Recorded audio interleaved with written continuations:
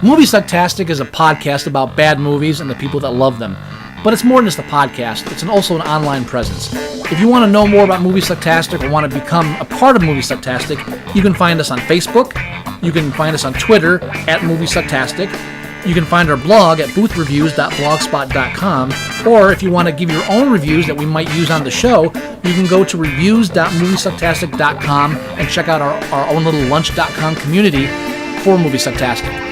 Check us out and become a part of the show, because the only thing more fun than a bad movie is sharing it.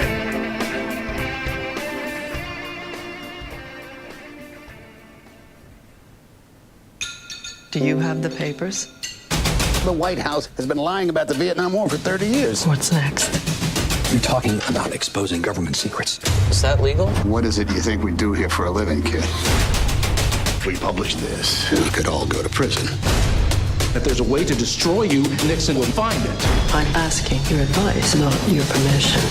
What are you going to do? The Post. What are you so happy about? I always wanted to be part of a small rebellion. Rated PG-13.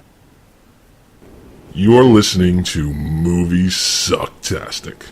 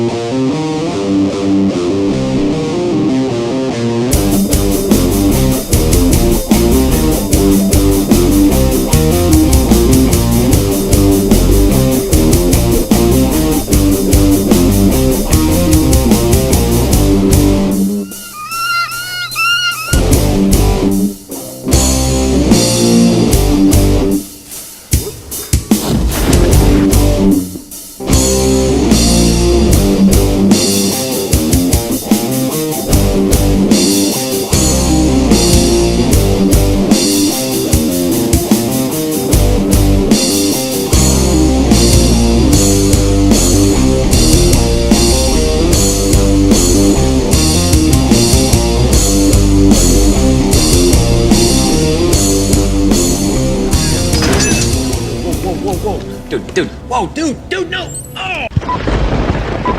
Yo. Word, man. Word up, son. Fucking word. What's the I'm good sorry. word? Welcome to Moviesucktastic.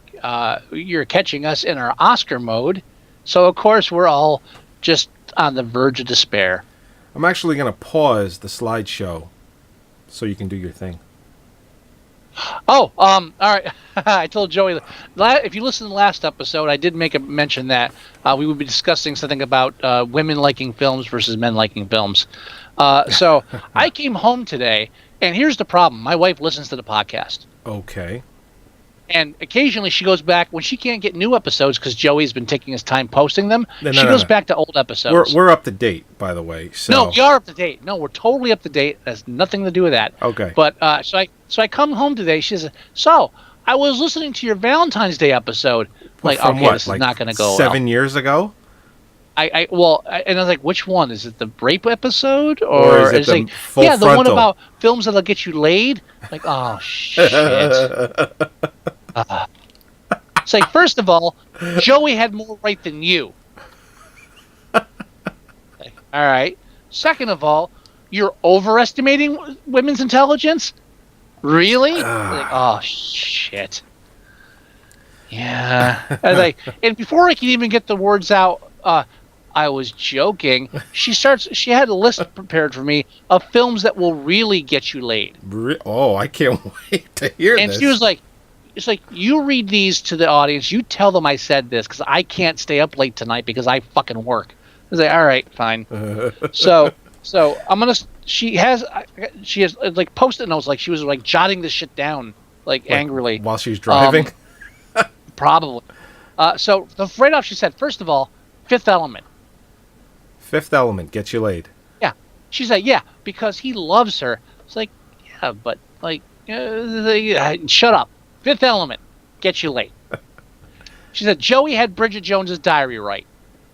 Yeah, I don't remember what I came up with. Oh, I don't remember a fucking thing about that episode. I I don't even know if I was joking. I'm just assuming I was. What because she disagreed episode with was that? How many episodes ago was that? It was 60 something. It was 60 something. It was Okay, like 61 or 69. Oh, or I remember because on the website, that's the one that I Do me a favor. used.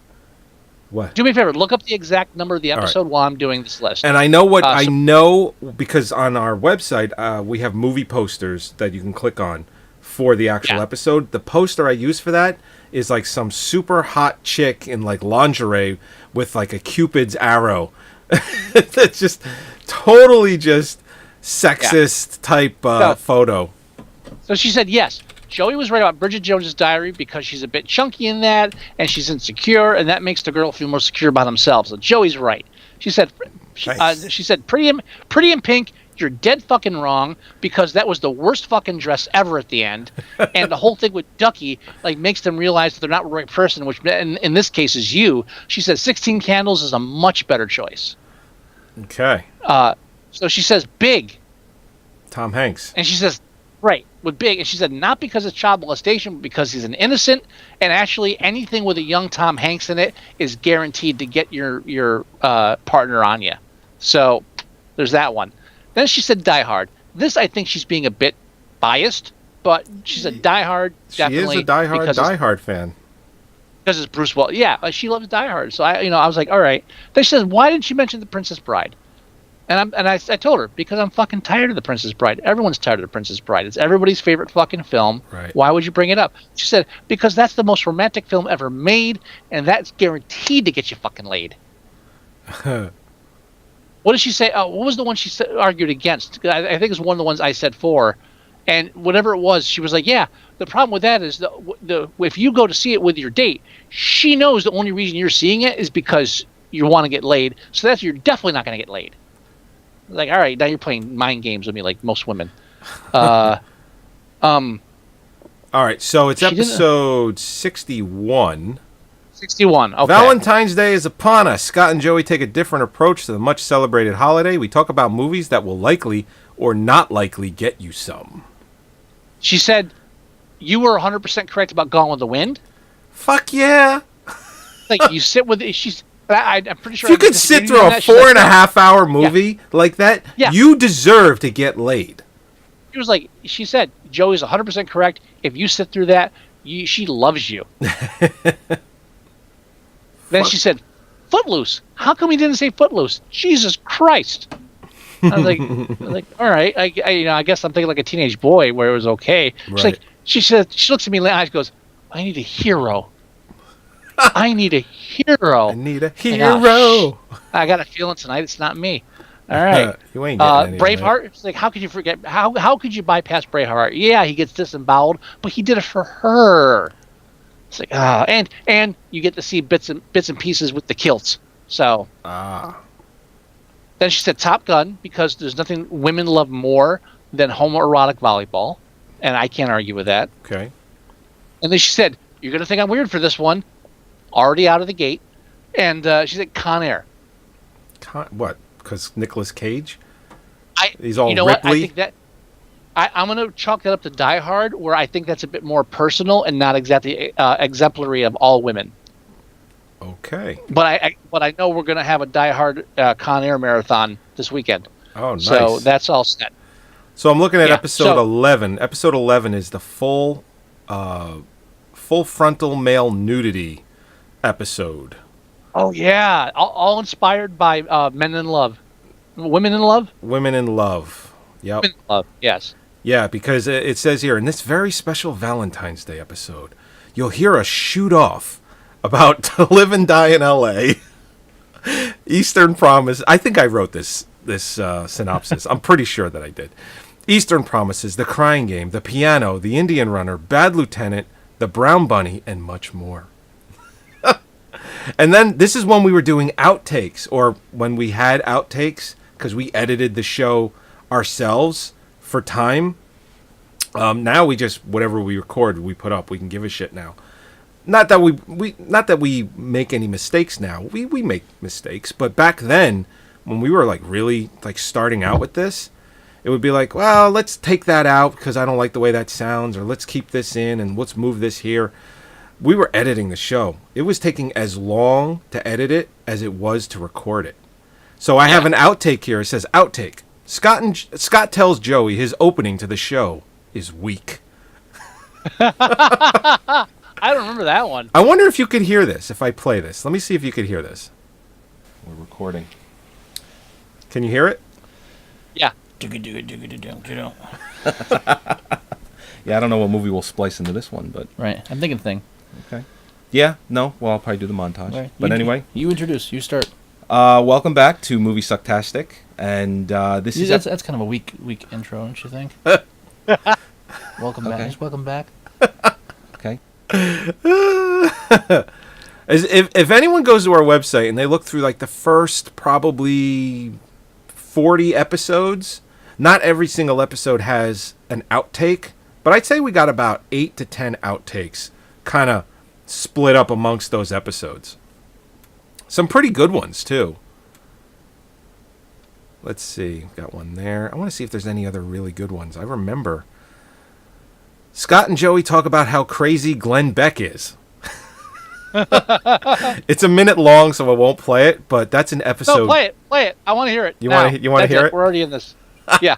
Okay. I don't remember any of this shit. Obviously, Glenn Beck may become the major advertising force for V, the new series. Did you see how he got his panties in a bunch about the $4,500 car credit, the cars, where there was this whole thing about where if you go to the website and you go to the part of the website where, let's say, you're a dealer and you put in the information to the dealers to request you need the to put rebate. you need to put information in there because you're a dealer. There's a paragraph in there that says your computer is now part of the car's program and that they can search your computer for artifacts and things like that. We should cut this short because we're going to go into a politics thing here. We are. So I want to talk about that because that's great. Because you're a dealer. Because you're fucking insane. Because you're using a computer that you use at work. Yeah. You shouldn't have pirated movies or music on your computer at work. But yeah, no, it's just ridiculous. I'll make that an outtake. Yeah, so we'll just the Obama thing. Obama thing.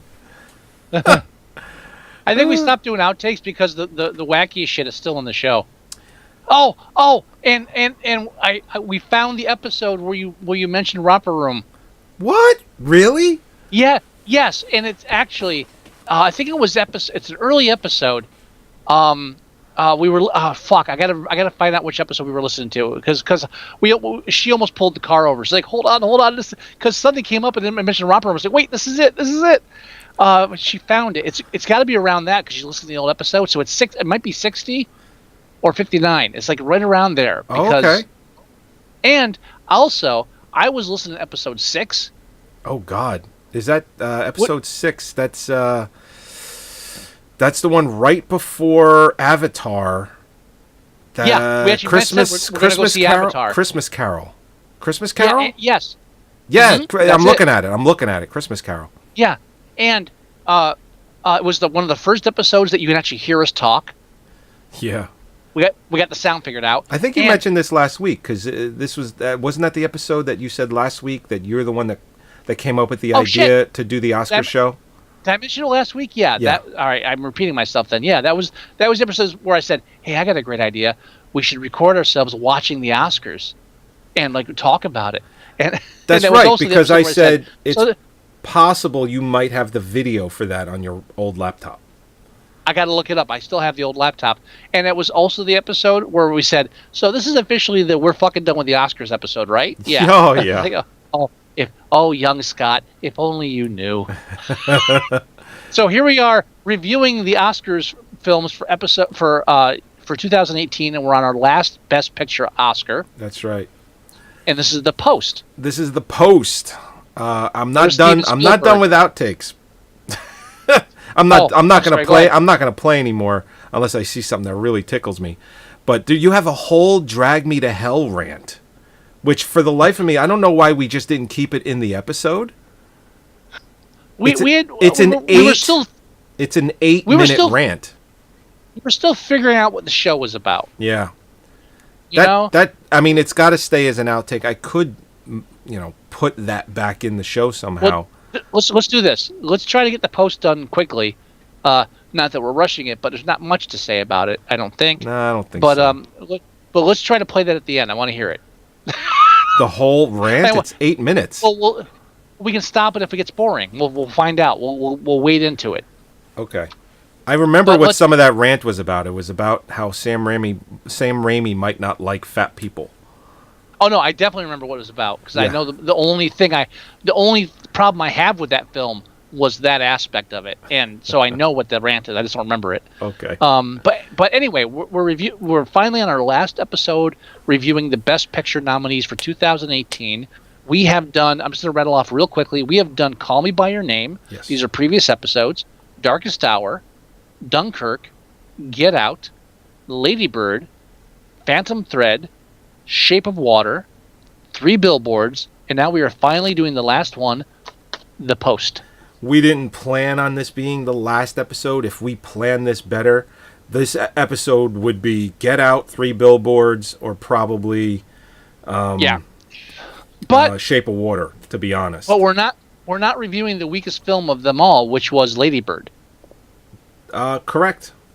Yeah, That was and 2 episodes ago. And if you don't like that opinion, don't take it personally. Just fucking move on. Don't be a Peter Ferguson. Just, fucking have a clue. Don't Ferguson All right. it up, all right? Just don't Ferguson it. Don't Ferguson it up. Yeah. Anyway, after you, sir. So, yeah, this is the last film, and it's directed by Steven Spielberg, starring Tom Hanks, Meryl Streep, and I didn't know until I started watching it, Michael Stuhlbarg is in this. So he's in 3 Oscar movies this year. Yeah, he's fucking and everything. Of the 9, I mean, and none of them are very large parts, but they're decent. They're small in all 3 of the films that he's in, but this one probably is the smallest part that he has in all of the other 2 films that he's also in. But he's in it, and it's a Best Picture nominee, and he's in 3 of the 9, which is insane. Yeah. And the 3 of that he's in, if it was a 5 nominee Oscars like they used to do, I would say that at least 2 of the 3 would be in the final 5 that he's actually in. I would have to agree with you on that, too. No argument. I think Shape of Water would definitely still be nominated. I know for a fucking fact Call Me By Your Name would still be nominated. Although The Post might actually be as well because it's Spielberg, and he's a fan favorite with the Oscars, with the Academy. So 3 of the 5 could be I don't have know him why. in it. Well, he is. I don't know why. Well, I mean, with all due respect, he is a large part of why film and cinema has gone the way it's gone. He's considered a revolutionary director. Although the trailer for Revolutionary? yeah, I would say so. Revolutionary? Really? Has anything he done been as groundbreaking as Citizen Kane? Really? As far as cinematography and film camera work and narrative and storyline, really? I mean, I'd love to have a whole episode where we just talk about Steven Spielberg. I think we could do it. I think we could do it too. What's I mean, interesting is you know what? I don't think he thinks he's revolutionary, or like this imaginative genius legend, however you want to refer to him. He definitely thinks he is. He definitely thinks he is. Well, because in the Ready Player One trailer, because that film comes out next month, the trailer, it actually said from Game Changer director Steven Spielberg, and it was just like, Game Changer, really? Okay, now I was just like, he hasn't been a game changer in a long time. He's made films where it's just like, wow, okay, cool. Like when he did Jurassic Park, sure, I could see that as being a game changer. It came out in '93. CGI was just kind of becoming a thing, and those special effects still hold up pretty well, even now. But it was a game changer because of the graphics, not because of the filmmaking. The movie itself was fucking nominal at best. There was nothing. Were you going to say palpable? No, I was trying to think of a word, and I did come up with it. But I mean, I still very much like the original Jurassic Park. I'm going to defend it. No, there's nothing to defend about it. It's a weak script. It's great special effects. That's it. And and nostalgically. Oh, I'm not going to defend it on any of its writing or even acting merits. I'm going to defend it that it's a fun popcorn film. That's great, but does that make it groundbreaking? It had the best special effects. I don't. Let me just say real quick, Ready Player One. Yeah. I've been hearing about this since the book came out, and I've been meaning to read it, and I never got around to it. How old is and that then they book? said, "Oh, they're making a movie." Is that book about 20, 30 years old at this point? No, it's not that old. It's not that old? Not 20, 30. No, it's not 20, 30 years old. I would say 10 at the max. I could look. Let me look it up right now because now you're making me annoyed. Shit. At I'm myself for making not you knowing the answer. annoyed. Not annoyed at you. Not annoyed at you. Oh, I don't care if you're annoyed at me. You'd be used to that. Yeah. know, because I would roll my eyes in the camera and you'd be like, "What?" Well, what's that face? What the fuck is that what's face? about? It's from 2011, so it's like 7 years old. Jesus Christ, that's you know what? Yeah. There are books that have come out 5 decades ago that still haven't been made into film that probably could or should have. And this movie this book came out 7 years ago. It's already a major motion picture. Yeah, well, it was like a big deal when it came out, and it's been heavily a big deal since, and the movie's making it. And let me just say this: I never really read too deeply into it. I just heard about it. It's like, oh yeah, it's about gaming and a dystopian future. I don't need to know more. It's a YA book. Well, hang on. I finally watched the trailer last week. Okay. And I now don't want to read the book or watch the movie because I'm so underwhelmed. Yeah, that's how I felt when I saw the trailer. This is the big groundbreaking thing. It's like a Second Life, but like good, and there's a game, but in the real world, and there's a rebellion. This is like the Matrix except with teenagers. What the fuck? This is not. What's groundbreaking about this? Maybe I'm just getting old. Or it's like that. It's like that Bruce Willis film. What the fuck was that Bruce Willis film where you were? Remember that movie where they were? Wow, what the fuck was it called? It began with. You just said Bruce Willis film, and now my head's spinning. Like, where's he going with this? Where's he going with this? It was the one where they were in like a different body. They were like in a different they were in their house. Surrogates. Thank you. I was just why couldn't I think of the word? I knew it began with an S. I just couldn't think of the word. It's basically like that. Yeah, but with Surrogates, though, I was like, oh, this is going to be shit. And then I watched it, like, wow, they actually did a lot more than I thought they would. This is actually a thought-provoking film. And, they could have done a few things different, but I actually liked that movie. It's still on my Plex. I was like, yeah, I like this. So please don't say that, because that means I'm going to end up liking Ready Player One. Well, I'm just saying it's got that surrogate-type feel. Instead of you being in your own body, you're in this virtual world, this virtual reality. And right, that's called The Matrix. Well, sure. It's like The Matrix. If you cross The Matrix from Facebook, that's what Ready Player One is. The Matrix with Facebook, I like it. And Call of Duty, whatever. Insert What? Game everybody's fucking playing. Overwatch. It's Overwatch, but with Facebook. Whatever. Anyway. I'll tell you what. Obviously, we're not the demographic for this film because my son saw the trailer, and the first thing he noticed were like 3 major things that he loves, and he's like, I want to see this movie. Like Back to the Future. There's the Back to the Future. There's the DeLorean in there. He fucking loves the Back to the Future films. Good for him. So he saw the DeLorean in there, and they did in one of the trailers. At the end of the trailer was the music from Back to the Future. That little like whatever that noise is. That was in the trailer. There was that. He saw the Iron Giant. He's like fucking Iron Giant. Well, you didn't say the fuck word, but he said Iron Giant. And I love the fact your kid knows Iron Giant. That movie's fucking awesome. Yeah, loves the Iron Giant. Loves it. Yeah. And what was the other thing that he saw? I have an Iron Giant toy if he wants it. Oh, really? Yeah, he would love that. I have a box of fucking toys and action figures and whatever you want to call them. And I had like Lilith. I was like, Lilith, I'm gonna get rid of this shit. You want to go through it? She went through the whole thing and she put the Iron Giant to the side. What? I was like, oh, you gonna take that? It's like, yeah. And I was like, you're gonna take the Iron Giant? It's like, why would I take the Iron Giant? I just move it to. So you gotta be fucking kidding me. Iron Giant's awesome. She's like, what's awesome about Iron Giant? It's like, give me that shit back. You don't deserve anything. Give me my goat back. Like, fuck that. If you were willing to give him the Iron Giant, he would love. I would love for Danny to have my Iron Giant, and he can have it now. He's old enough where he can have choking hazard parts because it has definite choking hazard parts. Well, both of my kids are above the choking hazard part. And dude, the age. you know how long I have to fucking wait for your kids to be over the choking hazard? Like anything cool and you're is choking moving hazard. to Texas. Yeah, and they still have mail order. Hello, I'm Hello. gonna be sending them tons of choking hazards. Cool. Yeah.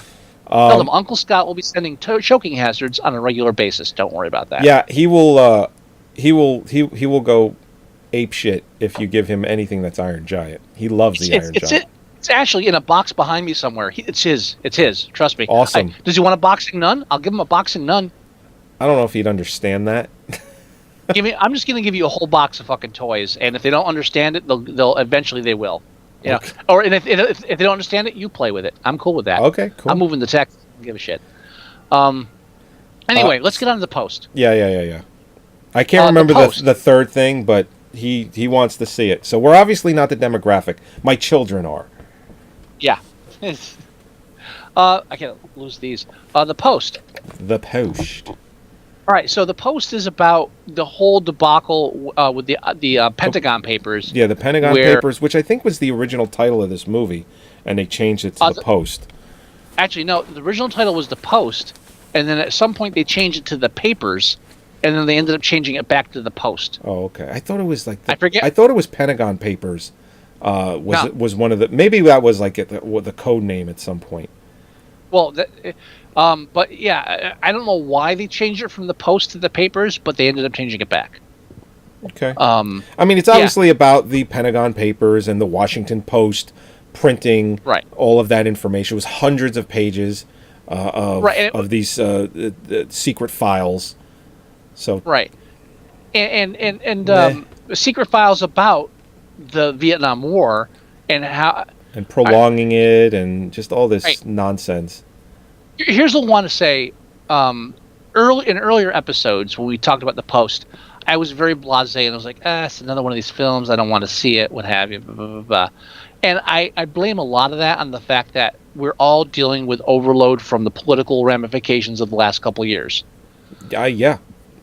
The ongoing ramifications and the ongoing debates and the ongoing arguments and the ongoing debacle that is the last couple of years in politics. Now, I mean, when we reviewed The Darkest Hour, and now we're reviewing this, I can't help but notice that during both of those reviews, when I was looking for slides, I came across a bunch of different ones that said, this is the movie we need right now. The same kind of raves for this, because of the political climate that we're in. You know what? It's true on different levels. And I think we touched on it with The Darkest Hour, where it was like, okay, this is the kind of leader we should have. Yes, a grumpy old man, but also an intelligent, well-read, empathetic individual who's actually trying to achieve something, and the fucking laughingstock, joke, con artist, illiterate, con man, asshole, scumbag, fucking idiot that is our current president. If you're a Republican listening to this show, don't take it personally. Move on past it and get back into the movie part.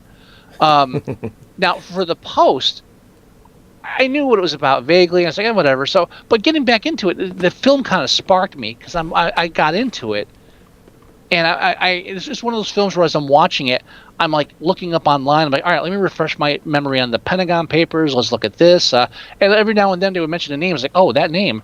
Let me look that up. It's like I'm like hitting Wikipedia. I'm hitting just doing Google searches. Like I'm doing my own little like research while I'm watching the film, just refreshing my memory about all this bullshit.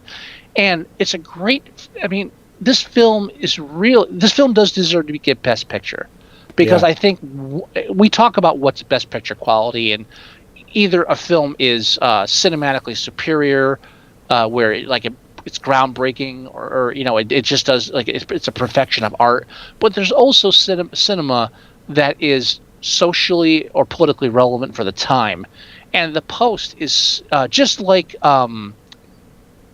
what's the child molester film?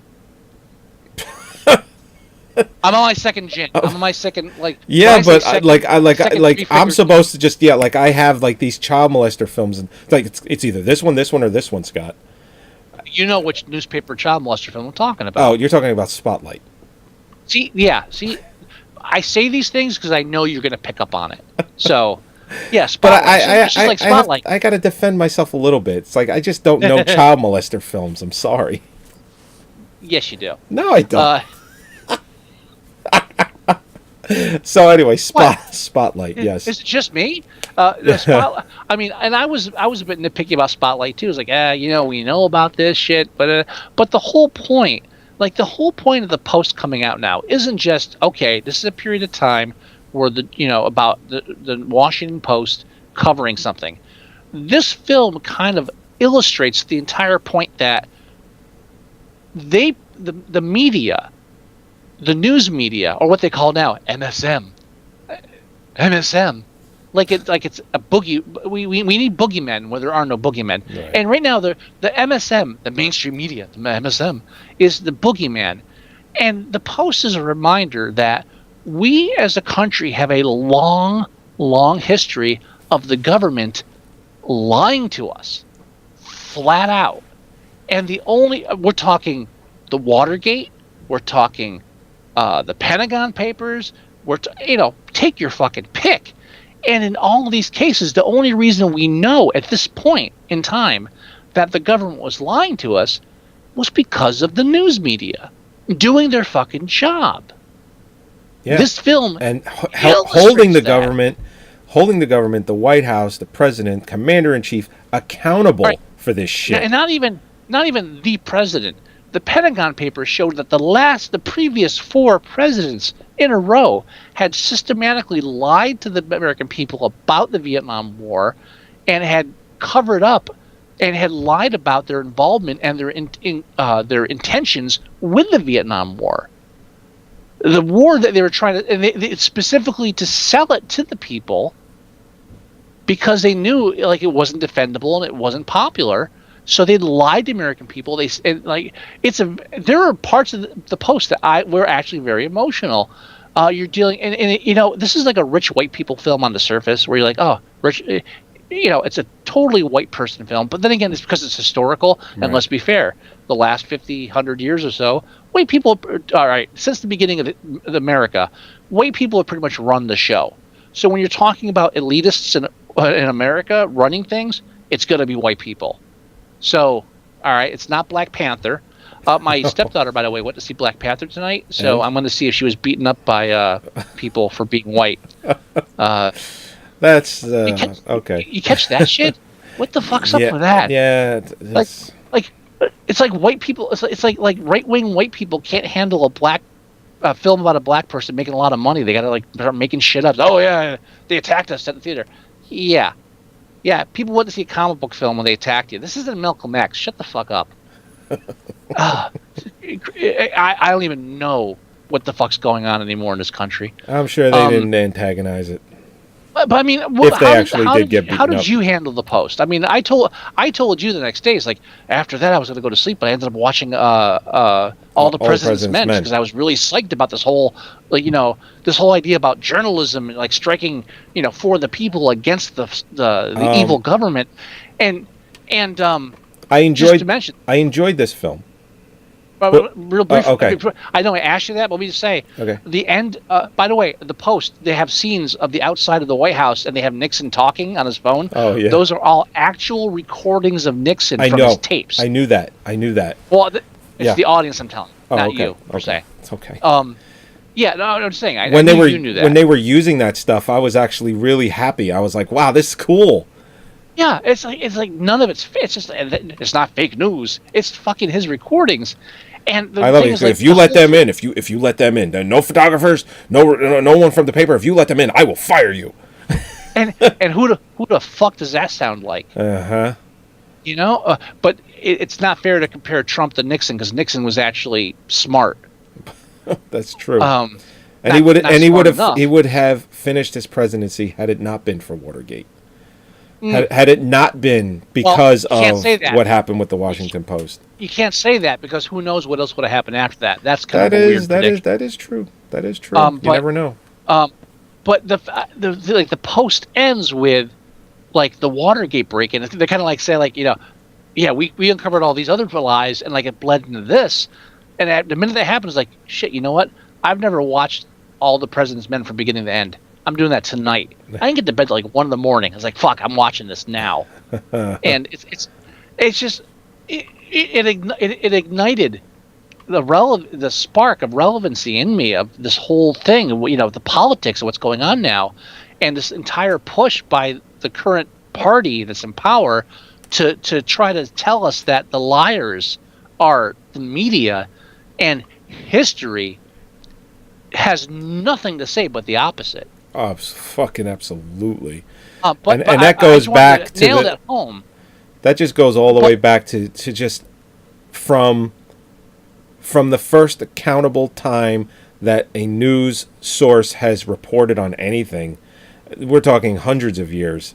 It goes back that, yeah, we've been lied to for a long time, across different countries, across different parts of the world.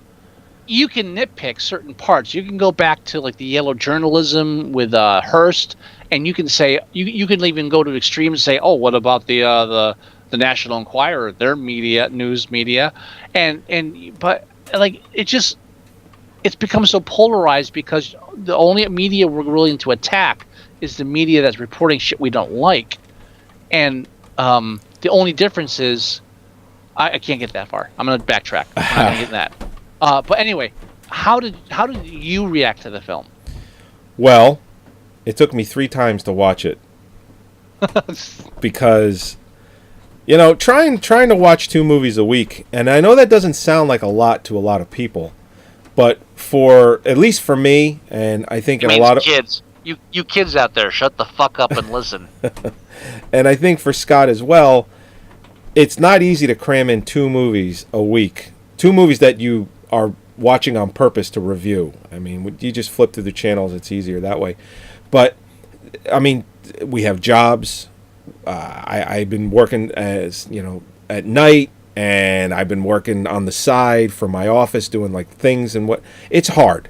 So, also 3 times. It took me 3 times.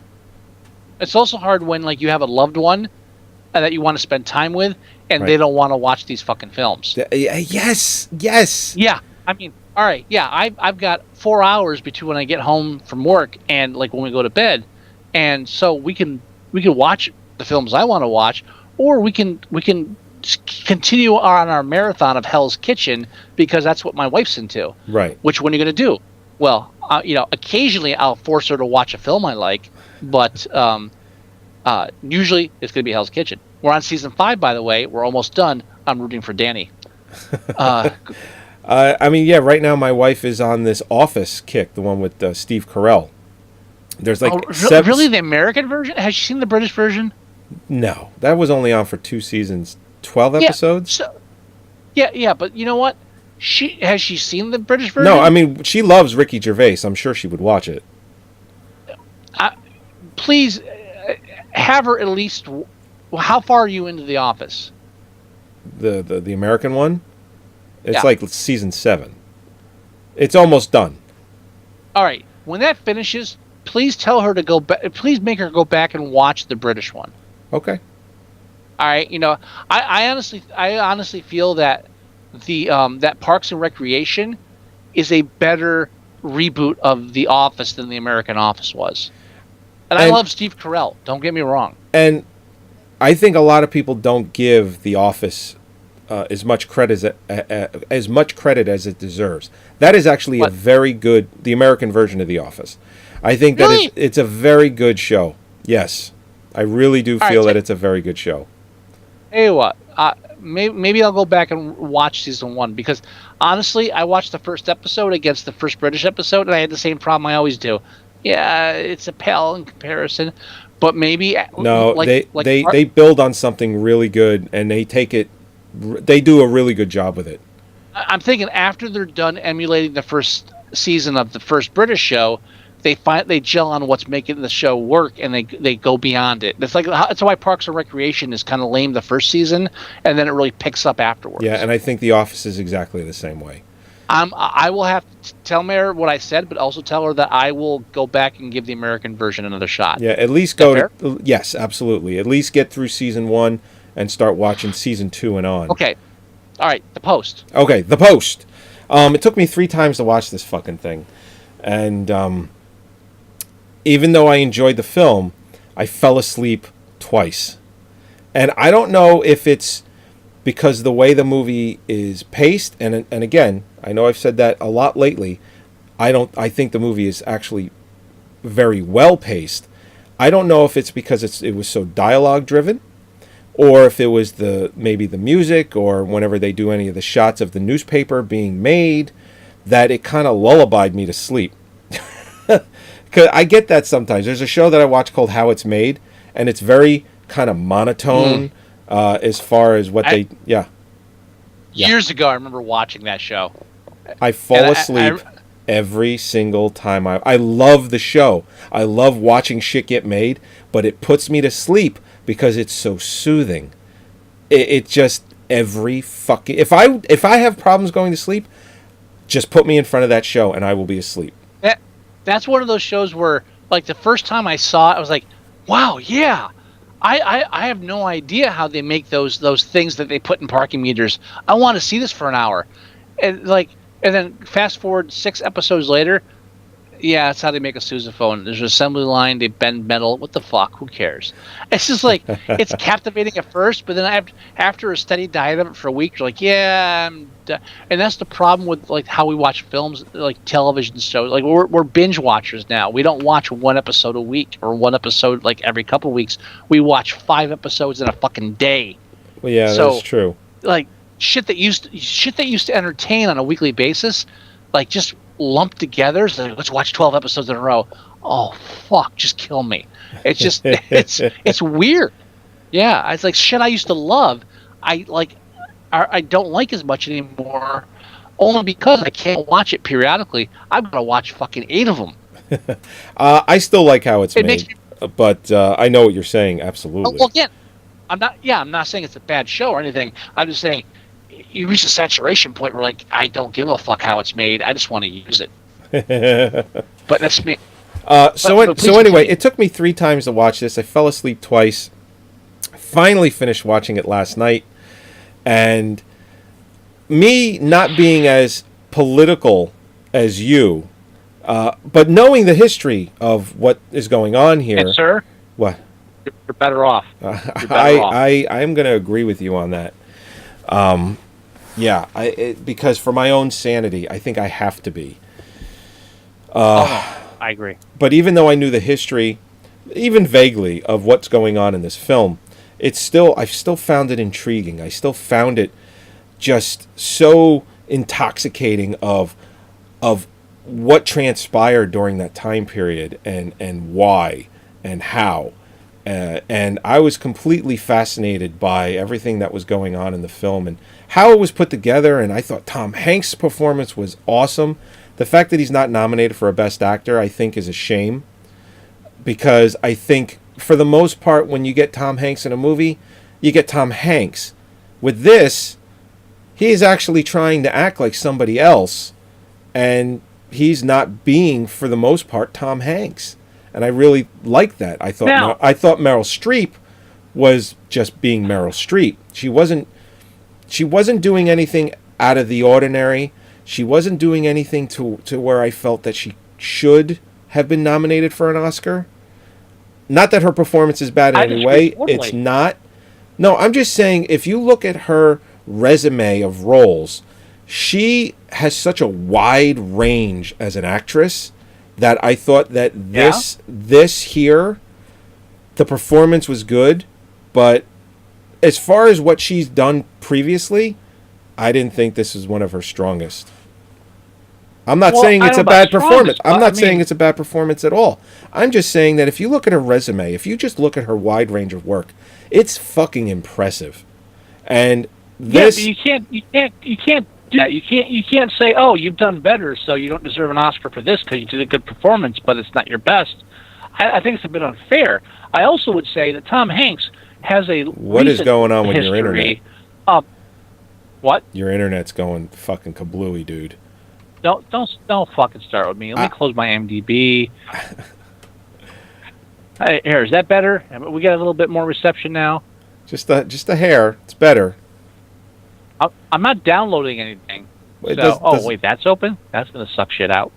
Anyway, what I'm saying is, yeah, I disagree with you on her. I think she does a great job playing this woman who is kind of overwhelmed by her situation and trying to find her place in the male dominated world, taking over the reins from other men, and being just kind of walked over by the men. It's very empowering in a Me Too year, and I think that's going to be a strong focus for her as an actress. Yeah, that's where I was going with the last episode, which is what I thought you were going to talk about, how this film was empowering for women, because I think it was the cover of Variety, Spielberg, with a lot of the women that are in this film, specifically Meryl Streep, about how he portrayed that in this movie, how he was trying to get that across. It's very obvious, and it's obviously meant for this time period, and sure. it's especially when she's walking out of the courthouse and down the stairs. That whole scene at the end of the movie. That's like the only scene I didn't like, because it was just like too in your face. It was ham-fisted. So this is the part of the outside where only women are standing around. And yeah, I got what they were doing, but I was like, all right, this is a bit ham-fisted, and I wish you hadn't done it, because you could have shown a couple women in the crowd. You didn't have to make sure that the part of the crowd she walks through are just women, just young women, looking upon her with adoration, like, that's what I want to be when I get older. And there's a woman taking. It was the only really cheesy part of the whole film. I'm glad you mentioned that. But no, I listen. I don't have a problem with her performance at all. I'm just saying, as far as nominated performances, not that she doesn't deserve to be nominated. I just think that other people could have. I mentioned it last episode where I thought that Vicky Streepy,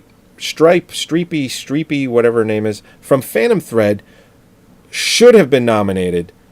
Meryl Streep, you could take her out and put her in, and I would have been fine with that.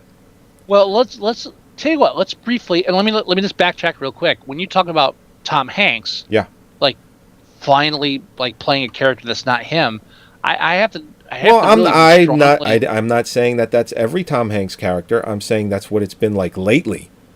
No, I disagree. I think it's just the opposite. You think Bridge of Spies wasn't just Tom Hanks being Tom Hanks? No, all right. Bridge of Spies is one thing, but if you look at Tom Hanks's the first half of Tom Hanks' career, it's all Tom Hanks being Tom Hanks. It's like Bruce Willis before he went bald. Then, but at a certain point, Tom Hanks started doing serious films. I think Big might be the first leap in that direction. But Tom Hanks has a serious list of films where he's playing other characters and doing them very well. I mean, Castaway is not a typical goofy Tom Hanks role, and that movie's also 15 years old. But listen, that's not what I'm saying. That's not what I'm saying. You're saying recently he's only done Tom Hanks roles. Bridge of Spies comes close. All right, because now I got to bring up his resume so we can talk about this the right way. Please do, because I disagree with you. I think he's Catch Me If You Can. That wasn't a Tom Hanks role. He was playing a different character. Also, he was 15 years old. All right, but all right. Since I'll tell you what, the first film I remember where Tom Hanks played not Tom Hanks was That Thing You Do. Yeah. Okay. Moving on from That Thing You Do, go ahead and go through the list of Tom Hanks films. That movie's also 15 years old. Right. So from there, let's chart all the Tom Hanks and non-Tom Hanks roles that Tom Hanks has played. Oh, for Christ's sake! Okay. Go ahead. We'll do this real quick. Come on. You're the one that started it. Catch Me If You Can came out 16 years ago. Non-Tom Hanks role. Let's see. That's one. That Thing You Do came out in 1996. Non-Tom Hanks role. Saving Private Ryan. Non-Tom Hanks role. You've Got Mail. Tom Hanks role. The Green Mile. That's a non. That's a non. Castaway. Non-Tom Hanks role. Road to Perdition. Non-Tom Hanks role. We're up to 6 on that. Catch me if I said recently. Those were my exact words. These movies are 15, 20 years old. Okay, all right, hold on. All right, you know what? Go backwards from The Post, then, if you want to play that game. Go backwards. If I want to play that game. Okay. All right, now The Post. Are we going to say Tom Hanks or non-Tom Hanks? I'm saying non-Tom Hanks. I'm saying non-Tom Hanks. I was impressed by his performance because I Post, felt that he non-Tom was Hanks trying to emulate somebody else. Go backwards. Okay. Backwards. The Circle. Haven't seen it. I'm assuming non-Tom Hanks role because he's playing Steve Jobs. Yeah, but he's Tom Hanks playing Steve Jobs. No, but it's a Steve Jobs role. It's not the goofy, smiley, happy Tom Hanks. It's not a Tom Hanks role. Okay. I'm gonna say non-Tom. I haven't seen the film. Till let's make that one a neutral because I haven't seen it, All right. and you haven't seen it because who the fuck gives a shit about The Circle? But so we're still at 1. Inferno, which is the Da Vinci. Role. Huh? Yes, non-Tom Hanks role. Not really. Yes, really. He's a fucking professor. Uh, There's nothing goofy and funny about him. What do you consider a Tom Hanks role? I consider a Tom Hanks role where he's not. He doesn't have to be funny to be to be Tom Hanks' role. I'm saying you believe he's somebody else. That's he where is somebody else. He's the guy. It's like the argument that Andy Garcia is Andy Garcia in every movie. It's like you don't believe that he's not Andy Garcia in this movie. All right. This is a non-argument, so I can't even argue with it. So let's just move on. Okay. But you're wrong. You're wrong. That's all I'm going to say. Is you're wrong. I'm wrong. I don't think so. Okay, I know you don't, but we're okay with that. But all right. But Yeah. also, and this is coming from me. I love Tom Hanks, and I love a lot of his movies. I'm not shitting on Tom Hanks. I know that. All I'm saying that. is that I'm really happy that he the performance that he gave in this film. I felt that he was emulating someone else, and it really worked. I know you're a Tom Hanks fan. I guarantee if we were in the same room after this episode's done, we'd both watch The Bachelor Party together again. Oh, fuck yeah. I used to watch that every New Year's Eve. Yeah. That was like the film that they played every New Year's Eve. Yeah, and I'll tell you right now, there's a house I'm looking at in Texas. If we buy it, it's the Money Pit all over again. Oh, yeah. Yeah. And Holly is still, like, we're making a list of final house we're looking at. She's like, we're seriously going to see that? Says, yeah, we're looking to look at this. This is the Money Pit. We can do this. We're probably not going to, but it's the Money Pit. Without thinking really, really hard and elaborating on it, that could be my favorite Tom Hanks film of all time. Oh, no, Bachelor Party.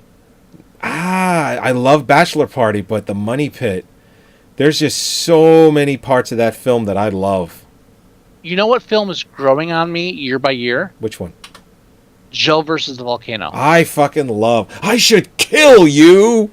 What was it? What was it, like money in my hands, like gold coins in my hands? Yeah. It's like one of Oh. Brain cloud.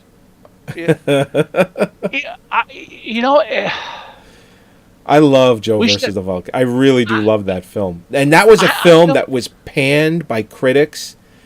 It was just... Oh, I hated it when I first saw it, too. I didn't hate it. No, I hated it. I thought it was a shitty movie. I was like, what the fuck is this? I don't think I ever hated it. All right, I want to make a You know a movie I do like, that I really like, that, and I didn't hate it when I saw it when I was a kid. It was just a film that I saw. I was like, all right, was... The Volunteers with John Candy and Tom Hanks. Yeah, I remember that 100%. Yes, I saw that. I remember seeing that, and I'm like, this feels different than a normal John Candy Tom Hanks movie. You know why? Because you're younger, and it was an older comedy. Yes, because at that point, I'm watching movies. I'm watching movies like Splash with Tom Hanks, and I'm watching movies like, with John Candy, like Uncle Buck or. And to be fair, like that. like the premise of Volunteers isn't really that funny. No. It's really not. I should. All right, I'm going to propose this. I think Moviesucktastic needs to take a new turn after the Oscars. Okay. I would like, instead of doing individual films, and here's a proposal, that moving forward, we pick an actor or a director, and we look at their body of work, but within that, each of us watches one film of theirs that we've never watched before, or that we need to seriously rewatch. Okay. I mean, that's not going to be the way the show works from now on. I'm saying for let's say for a month or two. Okay. I'm totally into that. There are a lot of films that I would love to just Otherwise, we're going to end up back in 80s horror films. You know what's going to happen, and this just gives us a bit of a time, because there's some people that don't like our show, like Peter Ferguson, who think that we don't know anything about films. We have no experience in films, even though we're in our middle ages and we've been watching films since we're fucking children, because we're the first generation to have fucking cable. We're the fucking and access cable to movies 24/7. We are the cable and VCR generation. The first cable, and now the generation behind us, their streaming generation, they have too much going on. They don't even know what to watch. They're watching people fucking jerk off. Yesterday there was a thing that came across my phone about this guy. I don't even remember his name. It was a fucking Coyote something, some stupid idiot. What he does is he goes out there and he streams himself getting bitten by stuff like snakes and bullet ants and shit like that. It's like, this is the stuff that they're broadcasting now. Well, you're going from, before us was the generation where if it's not in the movie theater or on ABC, we're not watching it. Then there was our generation who was like, wow, we have movies on TV 24/7 and we can rent them. And now we have the new generation where, well, I don't have time to watch TV because I'm watching this kid eat spices. And that was the thing 10 years ago. Cinnamon challenge. It's like, are you fucking kidding me with the cinnamon challenge? It's like there's too much there's so much random bullshit that this generation now that's young isn't even watching movies. Now some of them are, because again, Dead Meat, which I'm going to keep plugging because that show fucking kicks ass on YouTube. There are people like my younger stepdaughter watching this shit, good stuff. But so yeah, we come from a generation that we know what movies are from a casual and so what I'm saying is Peter Ferguson can suck my taint. But in a general sense, what I'm saying is that I feel like that we should do shows that do a broader scope, right? Just to give an idea of what we've been watching and what we know and what we've experienced. And also, again, if there's a Tom Hanks film I haven't seen, I'll watch that, and you watch that, and then we'll talk about the oeuvre of Tom Hanks. We can call it our oeuvre period. We'll do 2 months of oeuvre. Okay. You want to do it after the Oscars? Yeah, after the Oscars, I think we should launch right in the 2 months of oeuvre. All right. So how do we start something like that? Does one of us challenge another one to a director, actor, or somebody's body of work? I think we should just I think we should agree either based on a recommendation by a listener, or if we just say, hey, you know what we should do next? This, because that would be interesting. Let's lose the whole challenge thing, and let's just let our artistic and intellectual curiosity guide us towards the next episode. Okay. But I would say the first one we should either be Spielberg or Tom Hanks, because those are the two that have given me this idea. Okay. Although, but the post. You know what? As far as Spielberg goes, let's say we did that. Sugarland Express I think it's the only thing I've never seen. I actually totally forgot about it. So yeah. Maybe I haven't seen Duel all the way through. I've seen all the good scenes, but I've never actually watched the movie beginning to end. But I've read the short story it's based on, so that's enough for me. And as far as Tom Hanks goes, I don't know if there's anything I haven't seen. Oh, I guarantee there's something I haven't seen, but we'll come to that wait, later. That's not true. I haven't. I'm looking at 2 movies right here that I haven't seen. 3, Extremely Loud and Incredibly Close, Cloud Atlas, Captain Phillips. I haven't seen any of those. I saw all three of those. I Any haven't- more? Larry Crown, I haven't seen. Okay, I haven't seen that one because just the pure concept of that film insults me on a personal level. Saving 'Cause- Mr. Banks, where he plays Walt What? Disney. Saving Mr. Banks. I haven't seen that. Oh, you know what? You know what film it is I haven't seen that I want to see because of another actor is Charlie Wilson's War. Charlie Wilson's War. Because movie's Philip Seymour Hoffman's in that. Oh, is he? Yeah. That movie's That's 11 years old already. Jesus Christ. You know what movie I haven't seen? I haven't seen The Terminal. Haven't seen that one. I saw that. Krakozia. Yeah, no, there's actually quite a few films that I haven't seen. I had to explain it to Holly because we were watching an episode of Hell's Kitchen, and one of the guys' names was Petrovia, and I kept going Petrovia. She was getting annoyed. I was like, "Have you ever seen The Terminal?" No, it's like the Tom Hanks where he's like living in the airport. So, yeah, that was like the beginning of that Krakozia. So we're usually on the same wavelength, but when I hit a film she hasn't seen, everything jams up. All right, so The Post. I think the last thing we talked about is how I felt about it. Yeah. Oh, I want to say I was very thrilled that David Cross and Better Call Saul. Oh, Bob what's Odenkirk. Bob Odenkirk. Thank you, Bob Odenkirk and David Cross in the same film together. I'm having flashbacks to Mr. Show. It was so great to have them both in the same film. And it was so horrible to me to see how much they've aged. I was like, "Fuck, I'm old." Well, you know what? damn it. When Bob Odenkirk does Better Call Saul, I don't know if they just let his natural hair color come through. Where he's like all that kind of gray, and he's dyeing it.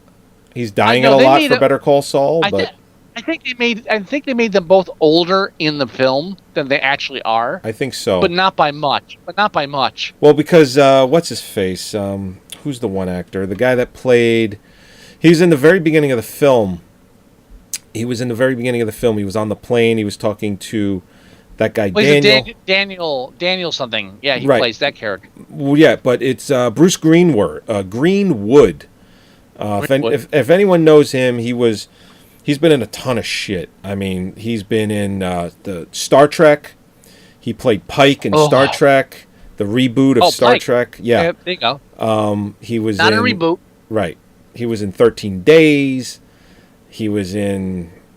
I'm just 13 trying. Days. Yeah, it's a Cuban Missile Crisis. Oh yeah, I didn't watch that. Well, we'll just go with Star Trek, the reboot of Star Trek. He is a really good actor. Star Wars. Huh? Star Wars or Star Trek? Star Trek. Who was he in Star Trek? Pike. He's the guy that brings Oh! the Chris Pine. He brings him on board. Never mind. Okay, yeah. I You know. sorry. Keep going. Anyway, he's like the Secretary of War in this. I think that's who he is. Let's see. Who does he play? He plays Robert McNamara in The Post, which I believe he's Secretary of War. Anyway, but No. Secretary of Secretary of Defense. Secretary of Defense. No, McNamara was not Secretary of War. Anyway, yeah. my point being is If you call me before my sixth finger of gin, I might have had more of an immediate answer for you. Sixth finger. Wow. He's Secretary of Defense. That's what I did correct myself and say that, by the way. Okay, I'm just saying he wasn't Secretary of War, Secretary of Defense. Okay. That's right, yeah. So anyway, he looked just like him. Yeah. Well, that was fucking creepy. Now he's in his 50s, but they aged him.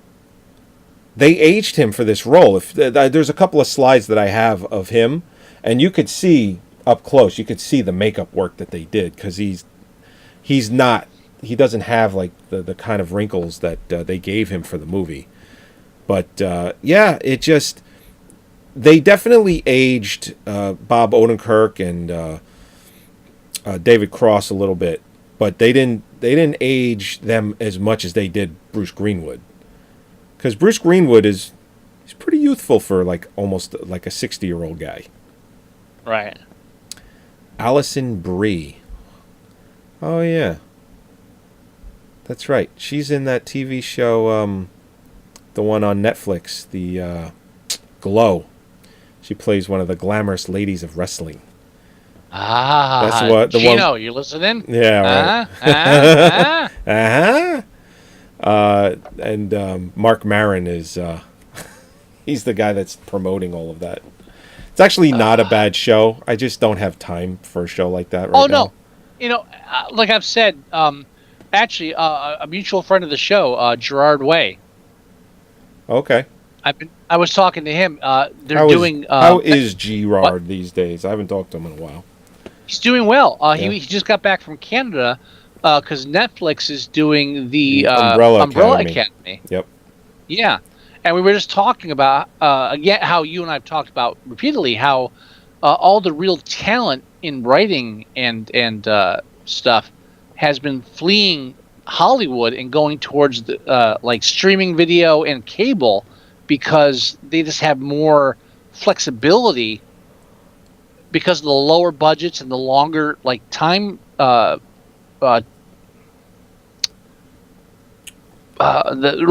longer episodic time frame. Sure. Yeah, I couldn't think of the word. They can take their time to tell a story properly.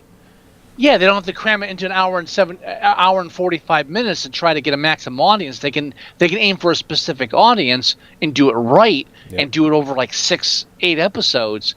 It's just I told him, I said, you have a better shot of Umbrella Academy obtaining the same status it did as a comic than you would have as a movie by going through Netflix. Yeah, I mean, totally. They might make more money as a film immediately, or quicker. But it'll be truer to the artistic yeah, intention of it. Definitely. Yeah, and honestly, that's the one thing Hollywood has always overlooked that cable and streaming has been able to focus on is now Hollywood is normally overlooked.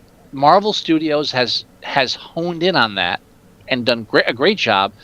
The DC Comics movies are working on it, but finally the fan base is actually being recognized and not overlooked and not like dismissed like they were back in the 80s and 90s. Right. Yeah, for sure. Or actually 70s and 80s. 90s is when they finally started catching on.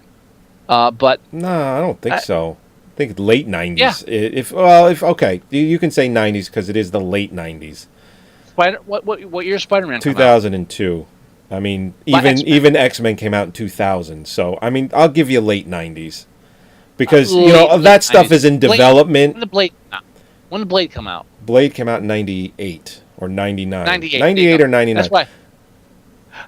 I remember like somebody online was like, finally, a comic book adaptation for Black Panthers. Like, finally, a comic book adaptation with a strong black male lead. And somebody was like, dude, fucking Blade. And then, like, they rattle off 2 or 3 more that I don't remember right now. Spawn. What? Spawn. Even though Spawn wasn't a great film, but Spawn. Still, I mean, they did it. And what was the other one? There was like a third one. I forget. But, I mean, the whole point was, okay, it's a great film, but it's not the fucking first. What is the other one? I mean, the two big ones I think of are Blade and Spawn.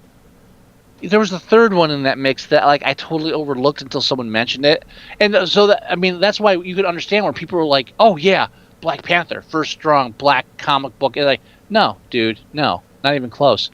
But because these other films existed in different genres and they were vastly overlooked later. I mean, Blade had 2 sequels, but they were shit. And I liked Blade 2. Come on. No, I didn't. Blade. The first Blade was the only good one. No, There's nothing. Guillermo del Toro's Blade 2 is pretty good. No, it's horrible. No, it's pretty good. No, it's horrible. No, it's pretty good. What's good about it? Oh, I don't know. I just it's pretty good. Let's put it nothing this good way: about if that. Guillermo del Toro was still doing movies like Blade 2, he wouldn't be nominated for Shape of Water right now. I'll give you that. No, but no, yeah. Blade 2 you gotta, Blade 2 is fun. Come on. see, no, and that's what happens when you have a foreign director that comes to America. They have to do shit first to get Guillermo del Toro does The Devil's Backbone. When he comes to America, says, "Okay, I'll do Mimic."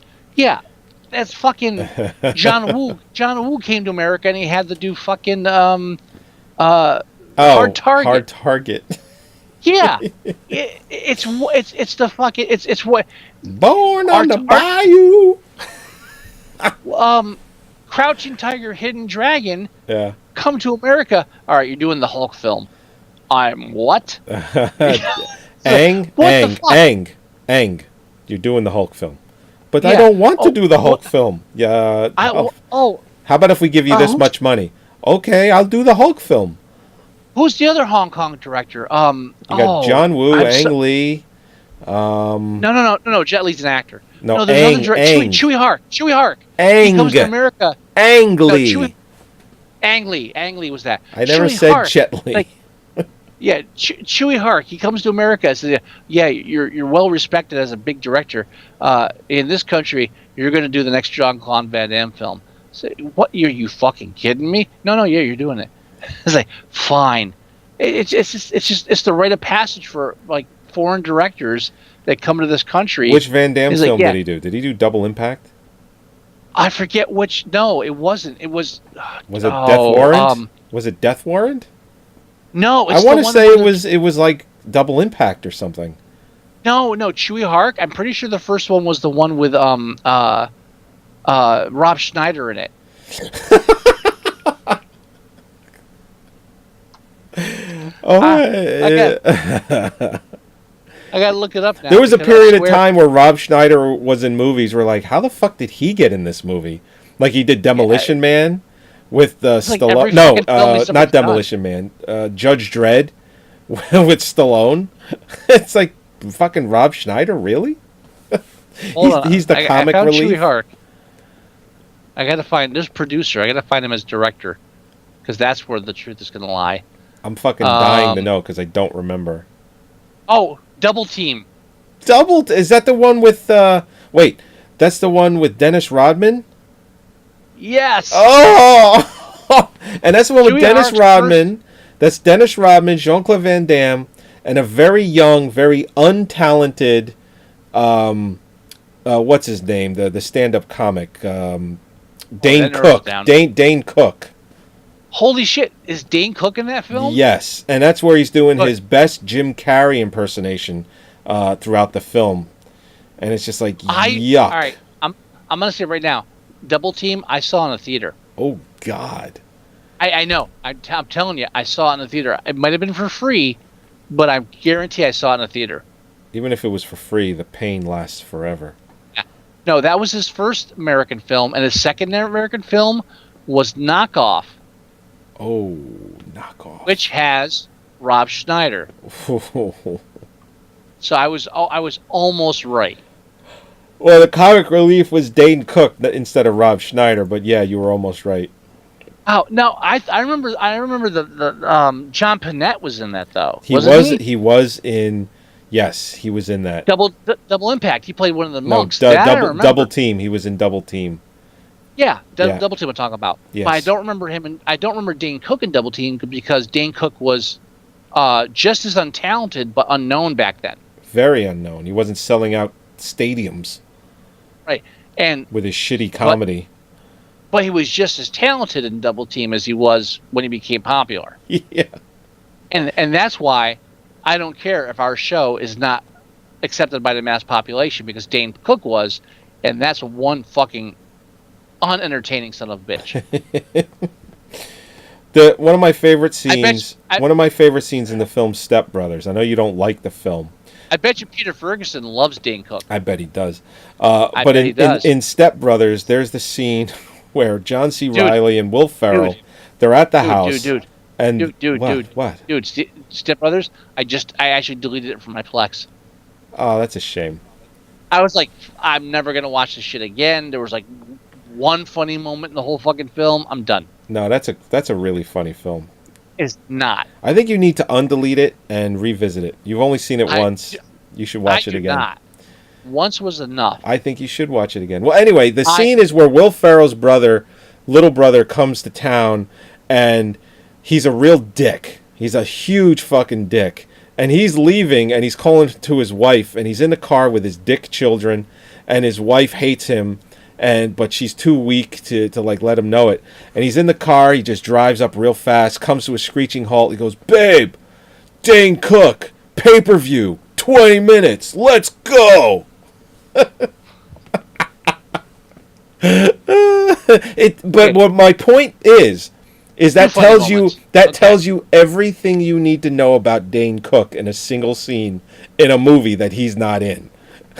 It's like, yeah, this guy's an asshole, and he loves Dane Cook.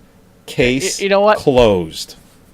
It's one of the few things I never like in comedians is when they make fun of other comedians. Right. Dane Cook's the one exception. Like when other comedians make fun of the Carrot Top, I'm like, hey, I like Carrot Top. He has a shtick. He does it. I like Chairman of the Board. I mean, oh God. Be fair. And and Carrot Top, hey, I liked him in Reno 911. I think, hey, he had his own fucking thing. He did it. He's cool. I don't normally like it when comedians shit on other comedians. Dane Cook is the exception. He deserves it. Fuck that guy. Okay. I remember I sat through one of his stand-ups. I remember like thinking, why the fuck is this audience sold out? It's not. Anyway, The Post. The Post. It took me 3 times to watch it, but I did like it. I'm not in the political camp like you are, so I took it as what it was. A good. You don't have to, but no. As far as my reaction to the film, yours was way different because you're in there. You're like, you hear a name, you're like, oh, let me look that up. I hear a name and I'm like, okay, I'll just take your word for it. I enjoyed the film, but I'm not going to go out of my way like what you did. But did you find the film inspiring? Yes, and specifically because of the political climate we're in right now, big time.